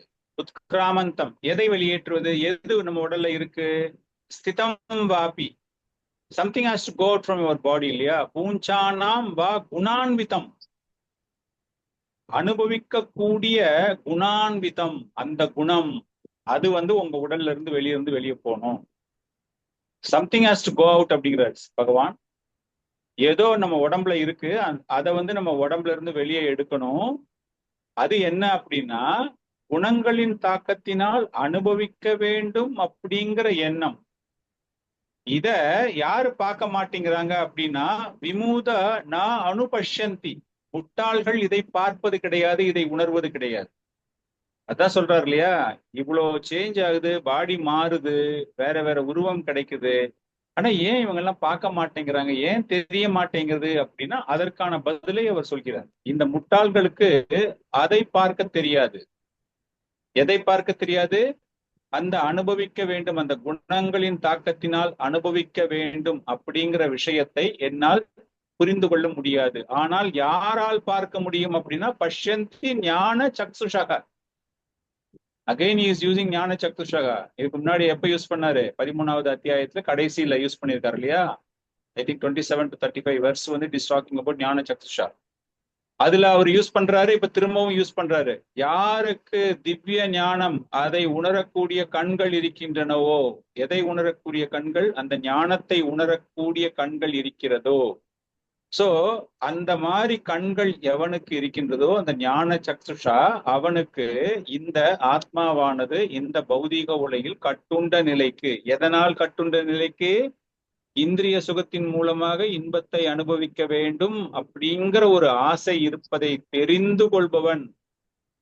நான் வந்து தண்ணி அடிக்கிறேன், ரொம்ப சந்தோஷமா இருக்கேன். நான் மாமிசம் சாப்பிடுகிறேன், ரொம்ப சுவையாக இருக்கிறது. நான் சினிமா பார்க்கிறேன், ரொம்ப சந்தோஷமா இருக்கேன் அப்படின்னு பல்வேறு வகையான இன்பங்கள், பல்வேறு வகையான சந்தோஷங்கள் அந்த இந்திரியங்களுக்கு கிடைப்பதை அவங்களால பார்க்க முடியல, உணர முடியல.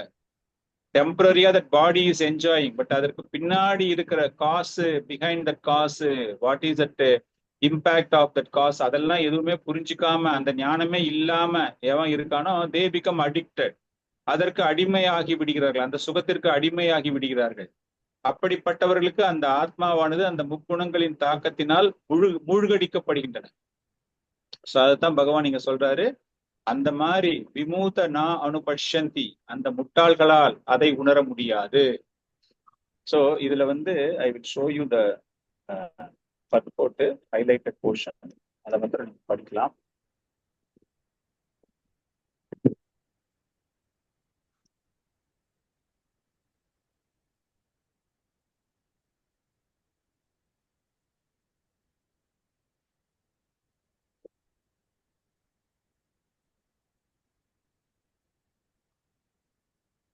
மஞ்சுஹாஷினி மாதாஜி படிக்கிறீங்களா ஹைலைட்டட் போர்ஷன்?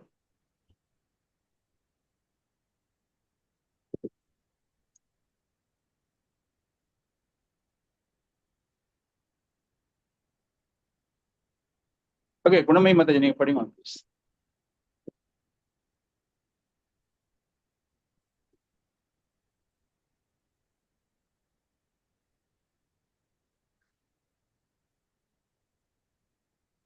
குணமை மாதாஜி யுவர் தேர்.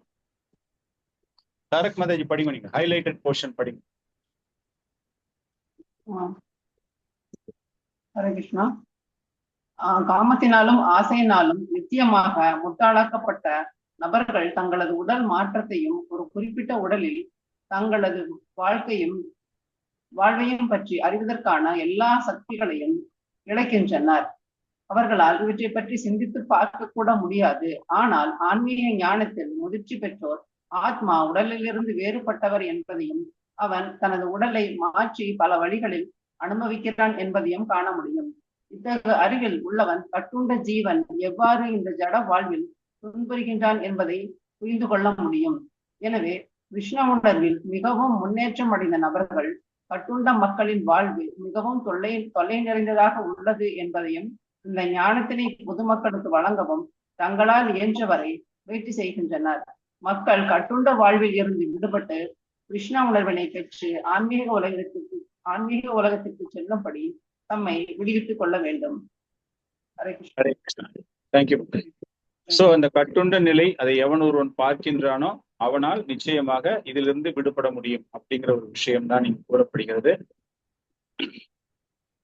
இந்த ஒரு ஞானம் இல்லாதவன் அறியாமையில் இருக்கிறான் அப்படிங்கிற ஒரு விஷயத்த அவர் இங்க சொல்ல போறாரு. இந்த மாதிரி ஞானம் யாருக்கு இல்லையோ அவங்களுக்கு என்ன கிடைக்குது அப்படின்னா அறியாமை தான் கிடைக்க போகுது அப்படிங்கிற ஒரு விஷயத்தை பகவான் இந்த ஸ்லோகத்தில் விளக்க இருக்கிறார். யதந்தோ யோகி நஷ்டைனம் பஷ்யந்தி ஆத்மனி அவஸ்திதம் யதந்தோ அபி அகிருத்தாத்மானோ நைனம் பஷ்யந்தி அச்சேதசக. இந்திரா மாதாஜி படிங்க டிரான்ஸ்லேஷன். தன் உணர்வில் நிலை பெற்று முயற்சி செய்யும் ஆன்மீகவாதிகள் இவற்றை எல்லாம் தெளிவாக காண முடியும். ஆனால் வளர்ச்சி பெறாத மனமுடையவர்களும் தன்னுணர்வில் நிலை பெறாதவர்களும் முயன்றாலும் கூட என்ன நடக்கின்றது என்பதை காண இயலாது. ஹரே கிருஷ்ணா. சோ அறியாமையில் இருப்பவர்கள், அவங்கள பத்தி பகவான் இங்க பேசுறாரு. இந்த ஞானம் இல்லாதவர்கள் அப்படின்னா இந்த அறியாமையிலிருந்து வெளிவருவதற்கு ஒரு வியாதியில இருக்காங்க அவங்க இல்லையா, அந்த வியாதியிலிருந்து அவங்க வரணும், ஸ்வஸ்தம் அடையணும் அப்படின்னா அவர்களுக்கு என்ன மருந்து? என்ன மருந்து அப்படின்னா பகவான் சொல்ற ஒரே மருந்து என்ன அப்படின்னா ஞானம், அறிவு. யோகினா, யோகினா மீன்ஸ் நிறைய யோகா சொசைட்டிஸ் எல்லாம் இன்னைக்கு மாடர்ன் டேஸ்ல தன்னுணர்வு பெறுவதற்காக அப்படின்னு நடத்துறாங்க. அவங்க என்ன சொல்லி கொடுக்குறாங்க அப்படின்னா ஒரு உடல் பயிற்சி, உடல் ஆரோக்கியத்திற்கான விஷயங்களைத்தான் அவர்கள் சொல்லித் தருகிறார்களே தவிர அந்த யோகம், அந்த தொடர்பு, அந்த பரம்பொருளோடு கெட் கனெக்டட் வித் சுப்ரீம் இல்லையா, அந்த பரம்பொருளோடு தொடர்பை ஏற்படுத்தி கொள்வதற்கான பயிற்சி அப்படிங்கிறது யோகா. அதை சரியான முறையில் அவர்கள் சொல்லித் தருவது கிடையாது. உடல் ஆரோக்கியத்திற்காக சொல்லித் தருகிறார்களே தவிர உண்மையான ஆத்ம ஞானம் என்னவோ அந்த ஞானம் அவர்களால் வழங்கப்படவில்லை. யதந்தோ அபி அகிருத்தாத்மனஹா. சோ இந்த மாதிரி அந்த கல்வி பிரயோஜனமே படாத ஒரு ஞானம். சோ அதனாலதான் பகவான் சொல்றாரு, உண்மையான ஞானம் இருப்பவர்களால் தான் அந்த அறியாமையிலிருந்து வெளிவர வேண்டும். அந்த மனமானது தூய்மையான யோக பயிற்சியில் தங்களை ஈடுபடுத்தி கொண்டு தன்னுணர்வு பெறக்கூடிய யோக பயிற்சியில் ஈடுபட்டு கொண்டாலே ஒழிய இந்த ஞானம் அவர்களுக்கு கிடைக்காது. மனமே வளரல, mind is not at all developed. அவங்க எல்லாமே அந்த முக்குணங்களின் தாக்கத்துல இன்னைக்கும் இருக்காங்க. அனுபவிக்கணும், சுகம் காண வேண்டும் அப்படிங்கிற ஒரு விஷயத்துல இருக்கும் பொழுது தன்னுணர்வு பாதையில் அவர்களை நிலைநிறுத்தி கொள்ளவில்லை. செல்ஃப் ரியலைசேஷன்ல வரணும் அப்படின்னா தன்னுணர்வுன்னா என்னது? நீங்க யாரு, பகவான் யாரு, பகவானுக்கும் உங்களுக்கும் உள்ள தொடர்பு என்ன மாதிரி நீங்க சேவகம் செய்யணும் அப்படின்னு இந்த பல விஷயங்களை புரிந்து கொள்வதுதான் தன்னுணர்வு. தன்னுணர்வு ஒரு குறுகிய வட்டத்துல நான் அனுபவிக்கணும், எப்பாடு பட்டாச்சு நான் அனுபவிக்கணும், என்னுடைய உடலுக்கு நான் சுகத்தை தரணும், இந்திரியத்துக்கு சுகத்தை தரணும் அப்படிங்கிறது it is not a self realise. நீ ரியலைஸ் பண்ணியா அப்படிம்பாங்க. என்னத்தை நீ ரியலைஸ் பண்ணிய அப்படின்னா அந்த எமோஷன்ஸை நீ ரியலைஸ் பண்ணியா அப்படின்னா அதுக்கு அர்த்தம் அந்த நேரத்துல. That means they are enjoying. துக்கமா இருக்காங்களா, சந்தோஷமா இருக்காங்களா, இட் இஸ் அந்த bodily concept of enjoyment. So அதுதான் பகவான் நீங்க சொல்றாரு, அந்த மாதிரி இருக்கிறவங்க தான் அறியாமையில் இருப்பாங்க. ஸோ உண்மையான ஒரு பக்தி யோகம், யோகா அப்படின்னா பக்தி யோகம். உன்னை உணர வேண்டும், பகவானை உணர வேண்டும், இருவருக்கும் உள்ள உறவை உணர வேண்டும். ஸோ அந்த மாதிரி எவன்லாம் பார்க்கறானோ அவனுக்கு அந்த ஞானம் கிடைத்து அவன் அறியாமையிலிருந்து வெளியேறுகிறான் அப்படிங்கிற ஒரு விஷயம்தான். ஸோ இந்த லாஸ்ட் 5 செட் ஆஃப் 6 ஸ்லோகாஸ் நம்ம எப்படி செயல்முறை மூலமாக நாம் மாற்றம் வேறு உலகத்திற்கு மாற்றிக் கொள்கிறோம் இந்த பௌதிக லோகத்துல இருந்து. காரணம் இது பௌதிக லோகத்தை பத்தின பேச்சு. அந்த ஆலமரம் ரிஃப்ளெக்ஷன் ஆஃப் ஸ்பிரிச்சுவல் வேர்ல்டு அப்படின்னு பார்த்தோம் நம்ம இல்லையா. அந்த லோகத்திலிருந்து வெளியே வர்றதை பத்தி நம்ம பார்த்தோம். அதற்காகத்தான் இங்கு என்ன சொல்றாங்க அப்படின்னா மாற்று உலகத்திற்கு செல்வது. ஸோ இந்த ஃபர்ஸ்ட் 6 ஸ்லோகாஸ்ல இந்த மிடில் 6 ஸ்லோகாஸ் 5 to 11 பார்த்தது பகவான் கிருஷ்ணருடைய லோகம் எப்படிப்பட்டதாக இருக்கும், இந்த ஜீவராசிகளுடைய அடையாளம் என்ன, அந்த அடையாளத்தை எப்படி தெரிந்து கொள்வது, எப்படி அந்த உணர்வை அவர்கள் வளர்த்து கொண்டு அடுத்த பிறவி எப்படிப்பட்ட ஒரு உடல் கிடைக்க வேண்டும் என்பதை தீர்மானிக்கக்கூடிய அளவில் அந்த உணர்வு அவர்களுக்கு உதவ வேண்டும். ஆனால் முட்டாள்களால் ஏன் இதை உணர முடியவில்லை, அறியாமையில் அவர்கள் ஏன் இருக்கிறார்கள் அப்படிங்கிற ஒரு விஷயத்தை பார்த்தோம். இதுல நம்ம பார்த்த ஒரு சில ஓமைகள், என்னென்ன ஓமைகள் நம்ம பார்த்தோம் அப்படின்னா, காற்று நறுமணம், அது எந்த பொருளோடு இணைகிறதோ அதற்கு ஏற்றாற் போல நறுமணம். அது போல ஒரு நீருக்கு நிரந்தரமான குணம் இருந்த போதும் அது எந்தெந்த நிறத்தோடு தன்னை ஐக்கியப்படுத்திக் கொள்கிறதோ அந்த நிறமாக மாறுகிறது அப்படிங்கிற விஷயம், அந்த குணங்களுடைய தாக்கம் அப்படிங்கிற விஷயம் பார்த்தோம். அடுத்த செட் ஆஃப் ஸ்லோகாஸ் 4 ஸ்லோகங்கள் 12, 15 வரைக்கும் என்ன அப்படின்னா பகவானினுடைய நிலை என்ன, பராமரிப்பவராக பகவானினுடைய நிலை என்ன, இஸ் அ மெயின்டெய்னர், எல்லாத்துக்குமே காரணம் அவர் தான் அப்படிங்கிற ஒரு விஷயம் நம்ம இந்த அடுத்த செட் ஆஃப் 4 ஸ்லோகாஸ் நம்ம தெரிஞ்சுக்க போறோம். ஸ்லோகா நம்பர் 12.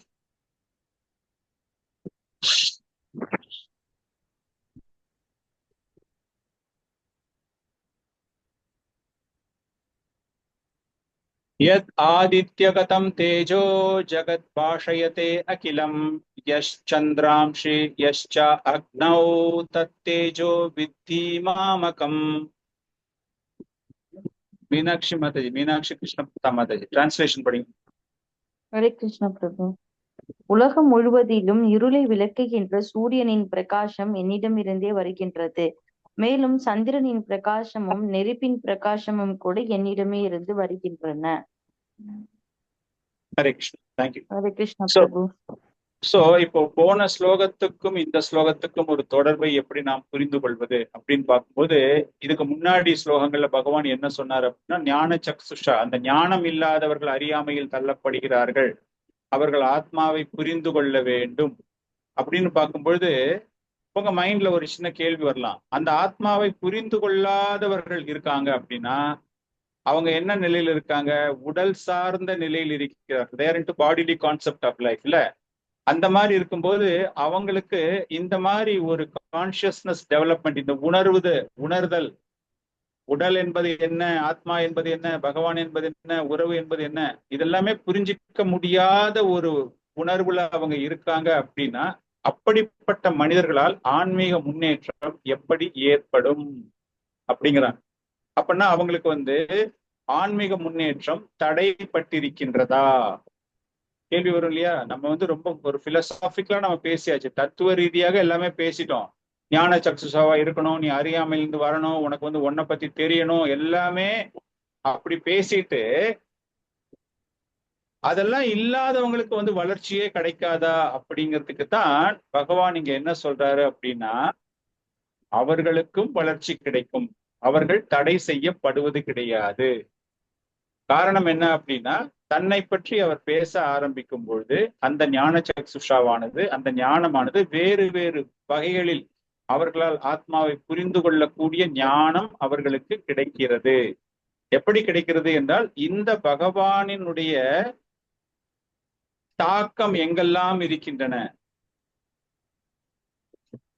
ஒரு செயலை நீங்க பாக்குறீங்க, ஒரு சில காரியங்களை உங்க கைகளால் நீங்க பாக்குறீங்க அப்படின்னு பார்க்கும் பொழுது இதற்கெல்லாமே காரணகர்த்தா யாரு அப்படின்னு நீங்க புரிய ஆரம்பிக்கும் பொழுது அந்த யாரு மேல உங்களுக்கு கொஞ்சம் மரியாதை கூட ஆரம்பிக்கும் இல்லையா? அது போல இங்கு பகவானுடைய பாகம், இந்த பகவானுடைய பாகம் என்ன, பகவான் என்ன பண்ணிட்டு இருக்காரு, என்ன காரணங்கள் அப்படிங்கிற ஒரு விஷயத்தை நீங்கள் புரிந்து கொண்டால், ஆத்ம தத்துவத்தை புரிந்து கொள்வது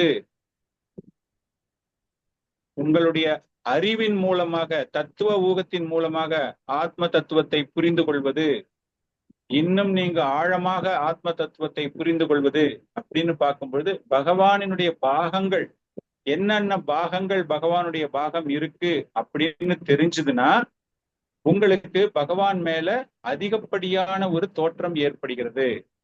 சோ இந்த பௌதிக உலகில் இருப்பவர்கள் கூட பகவானுடைய ஒரு வித் ஹையர் அரேஞ்ச்மெண்ட், அவருடைய மாற்று ஆல்டர்னேட் சொல்லுவோம் இல்லையா, அந்த மாதிரி ஒரு மாற்று விஷயங்கள் மூலமாக பகவானை பற்றி தெரிந்து கொள்வதற்காக பகவான் செய்யக்கூடிய விஷயம். நான் தான் பராமரிப்பவன், சூரியனை நான் தான் பராமரிக்கிறேன், எல்லாத்துக்குமே காரணம், அதில் ஏற்படக்கூடிய பிரகாசத்திற்கு நான் தான் காரணம். சந்திரன், நீங்க பயன்படுத்தக்கூடிய அனைத்து விதமான மின்சாரங்கள், நீங்கள் பயன்படுத்தக்கூடிய நெருப்புகள் எல்லாமே இதனுடைய ஆற்றல் எங்கிருந்து வருகின்றன என்றால் என்னிடமிருந்து தான் வருகிறது.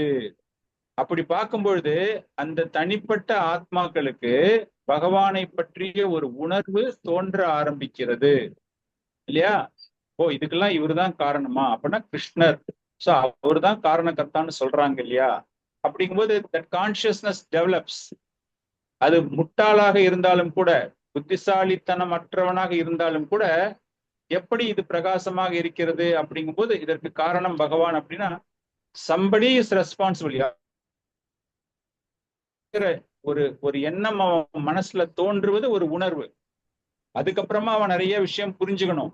அது எப்படி கிருஷ்ணர் ஏன் அந்த இடத்துல வேற ஆள் இருக்கக்கூடாது, ஏன் சிவன் பெருமாள் இருக்கக்கூடாது, அங்க ஏன் கார்த்திகேயன் இருக்கக்கூடாது, அங்க கணேசன் ஏன் இருக்கக்கூடாது அப்படின்லாம் கேள்விகள் எழலாம்.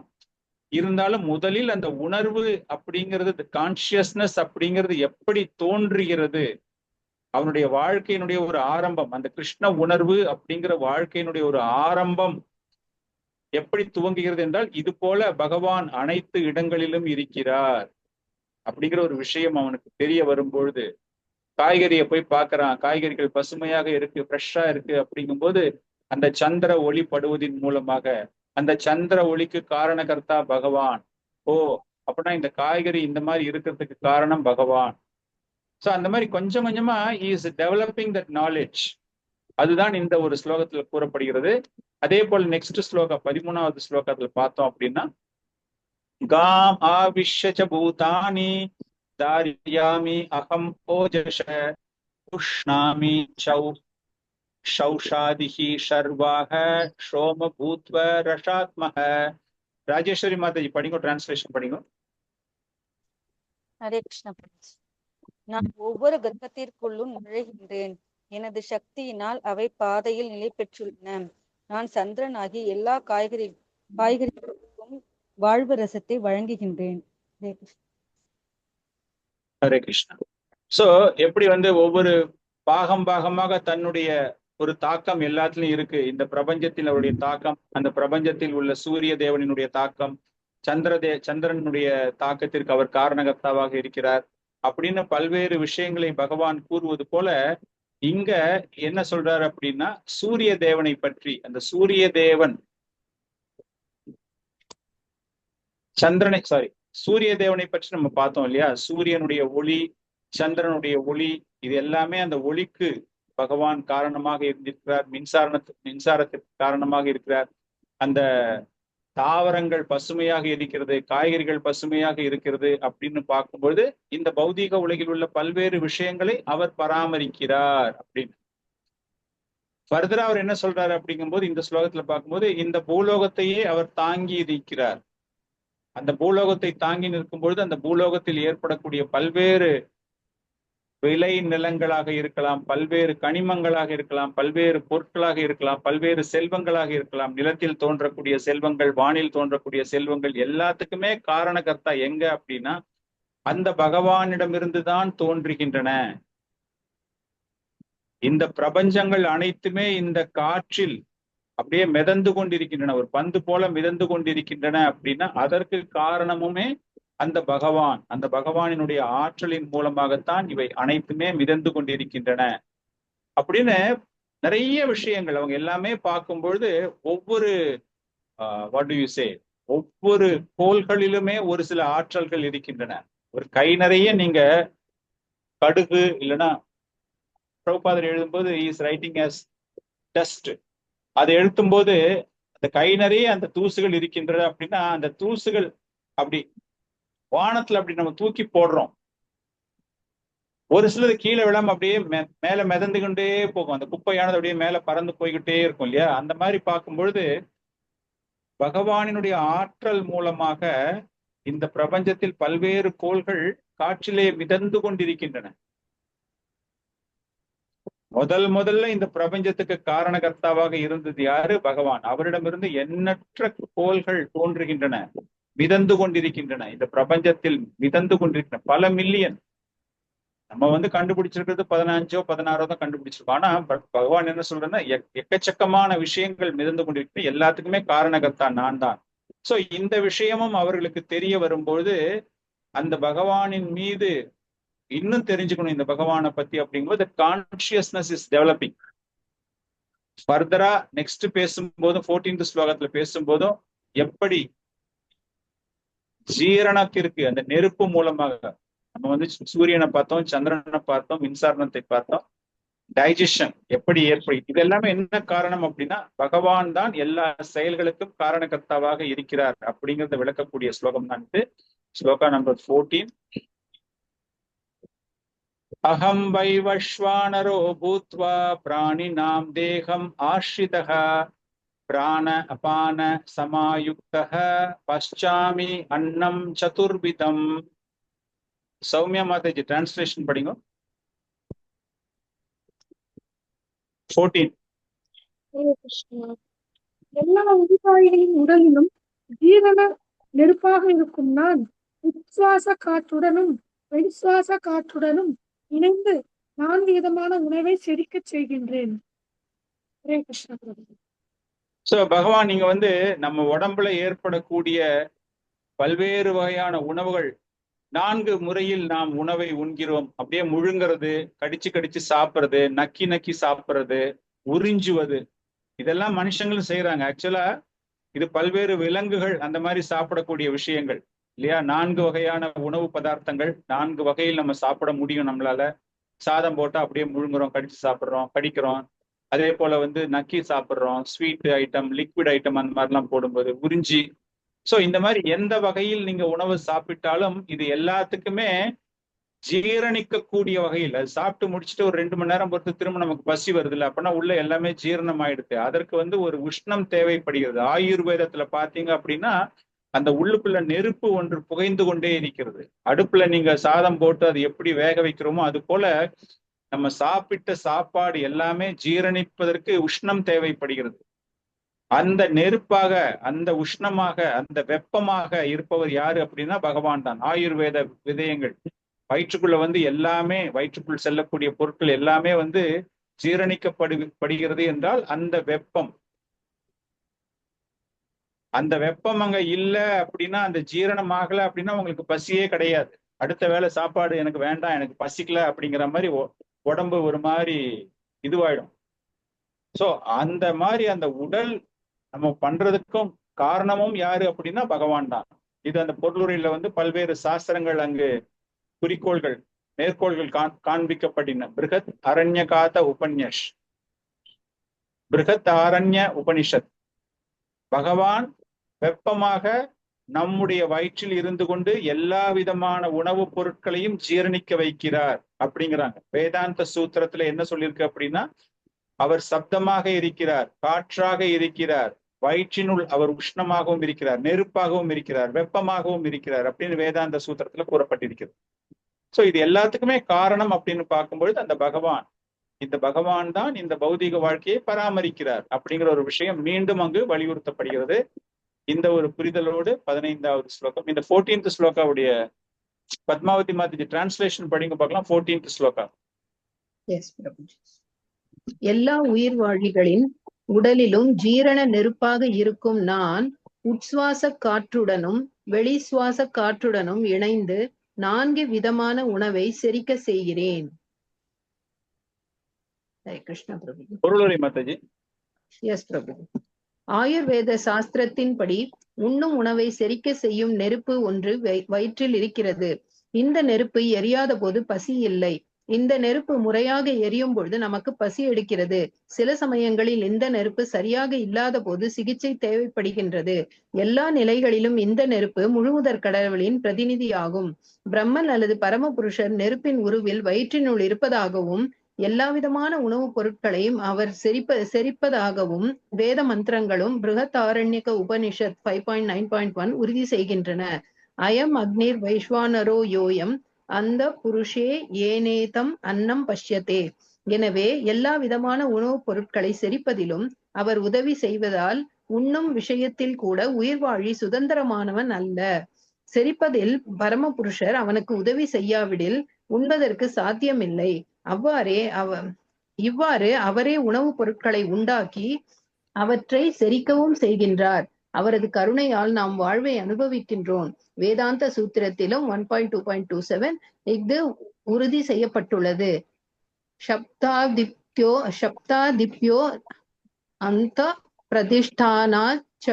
இறைவன் சப்தத்தில் உள்ளார், உடலுக்குள் உள்ளார், காற்றினுள் உள்ளார், செரிக்கும் நெருப்பாக வயிற்றுக்குள்ளும் உள்ளார். 4 வித உணவுப் பொருட்கள் உள்ளன. அருந்தப்படுபவை, மெல்லப்படுபவை, நக்கப்படுபவை, உறிஞ்சப்படுபவை. இவை எல்லாவற்றையும் செரிக்கும் சக்தி இறைவனே. ஹரே கிருஷ்ணா பிரபு. தேங்க்யூ மாதாஜி. ஹரே கிருஷ்ணா. நெக்ஸ்ட் ஸ்லோகா 15வது ஸ்லோகம் ரொம்ப முக்கியமான ஒரு ஸ்லோகம். சர்வஸ்ய சாகம் ஹிருதி சன்னிவிஷ்டோ மத்தஹ ஸ்மிருதி ஞானமபோஹனம் ச வேதைஷ சர்வைரஹமேவ வேத்யோ வேதாந்த கிருத்வேத விதேவ சாகம். கோகுலமத்த மாதாஜி நீங்க டிரான்ஸ்லேஷன் படிங்கோ. Plus first paragraph of purport ரெண்டுமே படிங்க. நான் எல்லோருடைய இதயத்திலும் வீட்டுள்ளேன். என்னிடமிருந்தே ஞாபக சக்தியும் அறிவும் மறதியும் உண்டாகின்றன. எல்லா வேதங்களாலும் அறியப்பட வேண்டியவன் நானே. உண்மையில் வேதாந்தத்தை தொகுத்தவனும் வேதங்களை அறிபவனும் நானே. பொருளுரை. பரமாத்மாவின் உருவில் முழுமுதற் கடவுள் எல்லோர் இதயத்திலும் வீற்றுள்ளார். அவரிடமிருந்தே எல்லா செயல்களும் தொடங்குகின்றன. உயிர்வாழி தனது முந்தைய பிறவியின் அனைத்து விஷயங்களையும் மறக்கின்றான். ஆனால் அவனது செயல்கள் எல்லாவற்றிற்கும் சாட்சியாக இருக்கின்ற பரமபுருஷருடைய வழி நடத்தலுக்கு ஏற்ப அவன் மீண்டும் செயல்பட்டாக வேண்டும். அவன் தனது முந்தைய செயல்களுக்கேற்ப காரியங்களை தொடங்குகின்றான். தேவையான அறிவு அவனுக்கு வழங்கப்படுகிறது, ஞாபக சக்தியும் வழங்கப்படுகிறது. மேலும் அவன் தனது முந்தைய பிறவியை மறக்கின்றான். இவ்வாறு இறைவன் எங்கும் நிறைந்தவராக மட்டுமின்றி ஒவ்வொரு தனிப்பட்ட இதயத்திலும் உறைபவராக உள்ளார். பல்வேறு செயல்களுக்கு பலன்களை வழங்குபவரும் அவரே. அருவ பிரம்மனாக, புருஷோத்தமரான முழுமுதற் கடவுளாக மற்றும் இதயத்தில் உறையும் பரமாத்மாவாக வழிபடப்படுவது மட்டுமின்றி வேதம் என்னும் அவதார ரூபத்திலும் அவர் வழிபடப்படுகிறார். மக்கள் தங்களது வாழ்வை சரியான முறையில் வடிவமைத்து முழுமுதற் கடவுளின் திருநாட்டிற்கு திரும்பி செல்வதற்கான நற்பாதையினை வேதங்கள் வழங்குகின்றன. அவை பரமபுருஷ பகவான் கிருஷ்ணரை பற்றிய அறிவை நல்குகின்றன. கிருஷ்ணர் வியாசதேவராக அவதரித்த போது வேதாந்த சூத்திரத்தை தொகுத்தார். மேலும் வேதாந்த சூத்திரத்திற்கு வியாசதேவரால் கொடுக்கப்பட்ட விளக்க உரையான ஸ்ரீமத் பாகவதம் வேதாந்த சூத்திரத்தின் உண்மை அறிவை வழங்குகின்றது. முழுமுதற் கடவுள் கட்டுண்ட ஆத்மாக்களின் விடுதலைக்காக கருணையே வடிவாக உள்ளார். அவர் உணவுப் பொருள்களை வழங்கி அவற்றை செரிக்கவும் செய்கின்றார். உயிர்வாழியின் செயல்களுக்கு சாட்சியாக உள்ளார். வேதங்களின் வடிவில் ஞானத்தை வழங்குகிறார். அது மட்டுமின்றி பகவத்கீதையின் ஆசிரியராக பரமபுருஷ பகவான் ஸ்ரீ கிருஷ்ணரின் வடிவிலும் ஞானத்தை வழங்குகிறார். அவரை கட்டுண்ட ஆத்மாவின் வந்தனைக்குரியவர். இவ்வாறாக கடவுள் மிகவும் நல்லவர், மிகவும் கருணை வாய்ந்தவர். ஹரே கிருஷ்ணன். தேங்க்யூ மதிஜி. ஹரே கிருஷ்ணன். சோ நல்ல அற்புதமான ஒரு ஸ்லோகம். நம்முடைய ஞாபகம், நம்முடைய ஞானம், நம்முடைய மறதி எல்லாத்துக்குமே காரணகர்த்தா யாரு அப்படின்னு அந்த பகவான் அப்படிங்கிற ஒரு விஷயம்தான் இங்கு கூறப்படுகிறது. எல்லாத்துக்குமே ஆதாரம் அந்த பகவான் கிருஷ்ணர் தான். அவர் ரொம்பவும் நல்லவர், ரொம்பவும் கருணை வாய்ந்தவர் அப்படிங்கிற ஒரு விஷயம். நம்ம கடைசி ஒரு 3 ஸ்லோகத்தை பார்க்கும்போது அனைத்தையும் நமக்கு வழங்குபவர் அவர்தான். எது நம்முடைய உணவுப் பொருட்களை வழங்குபவரும் அவர்தான், அந்த உணவை செரிப்பதற்கு உதவி செய்வதும் பகவான் தான் அப்படிங்கிற ஒரு விஷயத்தை நம்ம பார்த்தோம். இந்த ஸ்லோகத்துல என்ன சொல்றாரு அப்படின்னா, நான் சாட்சியாக செய்யக்கூடிய அனைத்து செயல்களுக்கும் நான் சாட்சியாக இருக்கிறேன். உங்களுக்கு ஞானத்தை வழங்குபவன், வேதங்களை வழங்குபவன், பகவத்கீதையா நமக்கு வழங்கியிருக்காரு. இந்த கட்டுண்ட ஆத்மாக்கள் ஒருவரை வணங்க வேண்டும் என்றால் அந்த பகவானைத்தான். எப்படி வணங்க வேண்டும் என்றால் பரமாத்மாவாக. காரணம், ஒவ்வொருவருடைய இதயத்திலும் வீற்றிருக்கிறார் பரமாத்மாவாக. அனைத்து இடங்களிலும் வியாபித்திருக்கிறார் பரமாத்மா. எல்லா ரூபத்திலையுமே அவர் இருக்காரு. எல்லாமே அந்த பகவான் தான் அப்படிங்கிற ஒரு விஷயம் நமக்கு தெரிந்திருக்கிறது. செயல்கள் அனைத்திற்குமே காரணகர்த்தா அந்த பகவான் தான். ஆனா என்ன ஆயிடுது அப்படின்னா, அவர்களுடைய பூர்வ ஜென்ம செயல்களுக்கு ஏற்றாற் போல அந்த ஜீவராசிகள் தங்களுடைய நடவடிக்கைகளில் ஈடுபடுகின்றன. எல்லாத்தையுமே மறந்துட்டு பகவான் சாட்சியாக இருக்காருன்னு தெரிந்திருந்தாலும் கூட அந்த பூர்வ ஜென்ம செயல்களின் மூலமாக அவர்களுடைய செயல்களை அவர்கள் நடத்தி கொள்கிறார்கள். அந்த ஜீவராசிகள் எல்லாத்தையுமே மறந்து விடுகிறார்கள். பகவான் தான் எல்லாத்துக்குமே காரணம் அப்படிங்கிறத மறந்துட்டு, அதுவுமே அந்த பகவான் கொடுத்த ஒரு மேற்பார்வையினால் நடைபெறுவது தான். நமக்கு ஏற்படக்கூடிய மறதி, நமக்கு ஏற்படுத்தக்கூடிய ஞாபக சக்தி எல்லாமே அந்த பகவான் தான் கொடுக்கிறார்.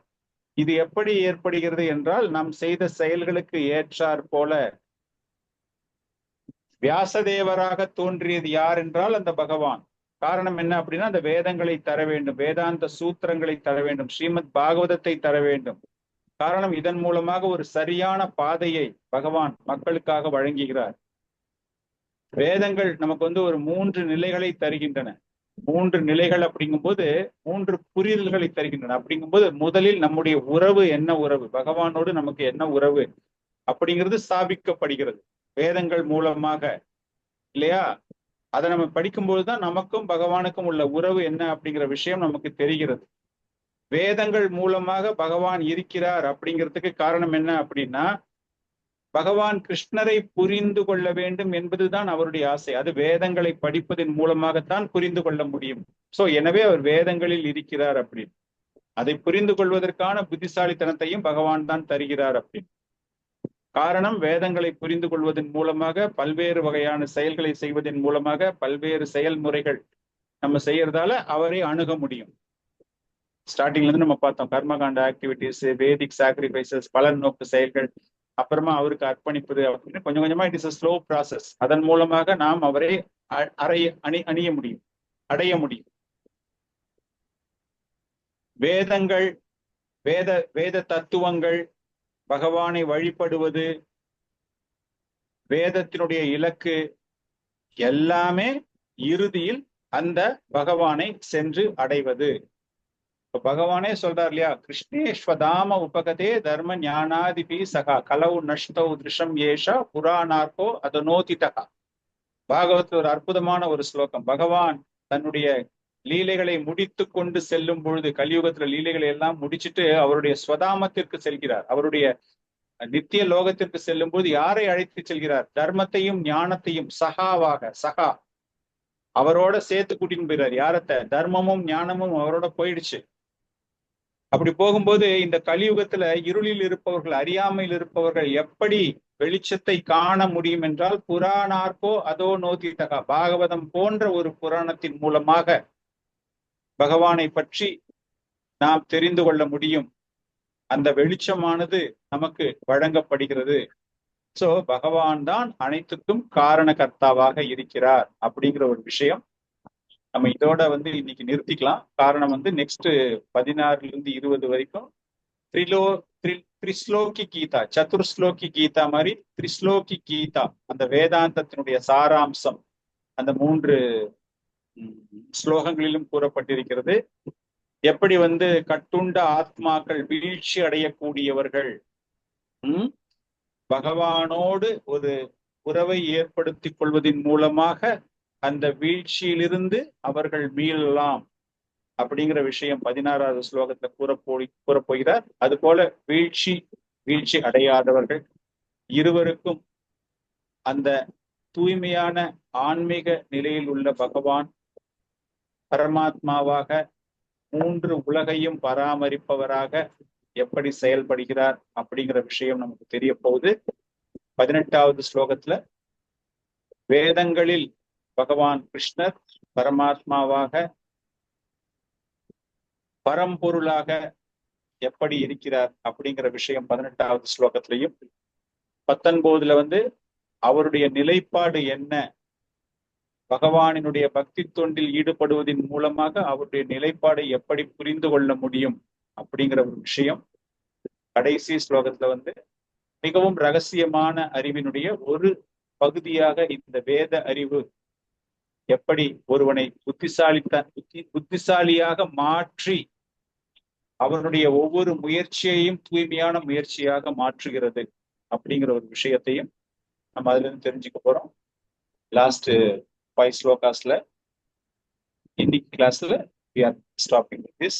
ஸோ இதுல நம்ம இன்னைக்கு தெரிஞ்சுக்கிட்ட முக்கியமான விஷயங்கள் என்ன அப்படின்னா, பௌதீக உலகம் என்பது ஒரு ஆலமரத்தோடு ஊமைப்படுத்தப்பட்டு அதன் பிறகு பகவானினுடைய யோகமாக அவருடைய நித்திய லோகத்தை எப்படி இருக்கும் அப்படின்னு அதனுடைய தன்மைகளை, அறியாமையில் இருக்கிறவங்களுக்கு எப்படி அதெல்லாம் புரியாது அப்படிங்கிற விஷயம், அதை அடைவதற்கான ஒரு தன்மைகள், எப்படிப்பட்ட தன்மைகள் தான் தேவைப்படுகிறது, அதை புரிந்து கொள்வது என்ன அப்படிங்கிற ஒரு விஷயம், அதெல்லாம் இன்னைக்கு தெரிஞ்சுக்கிட்டோம்.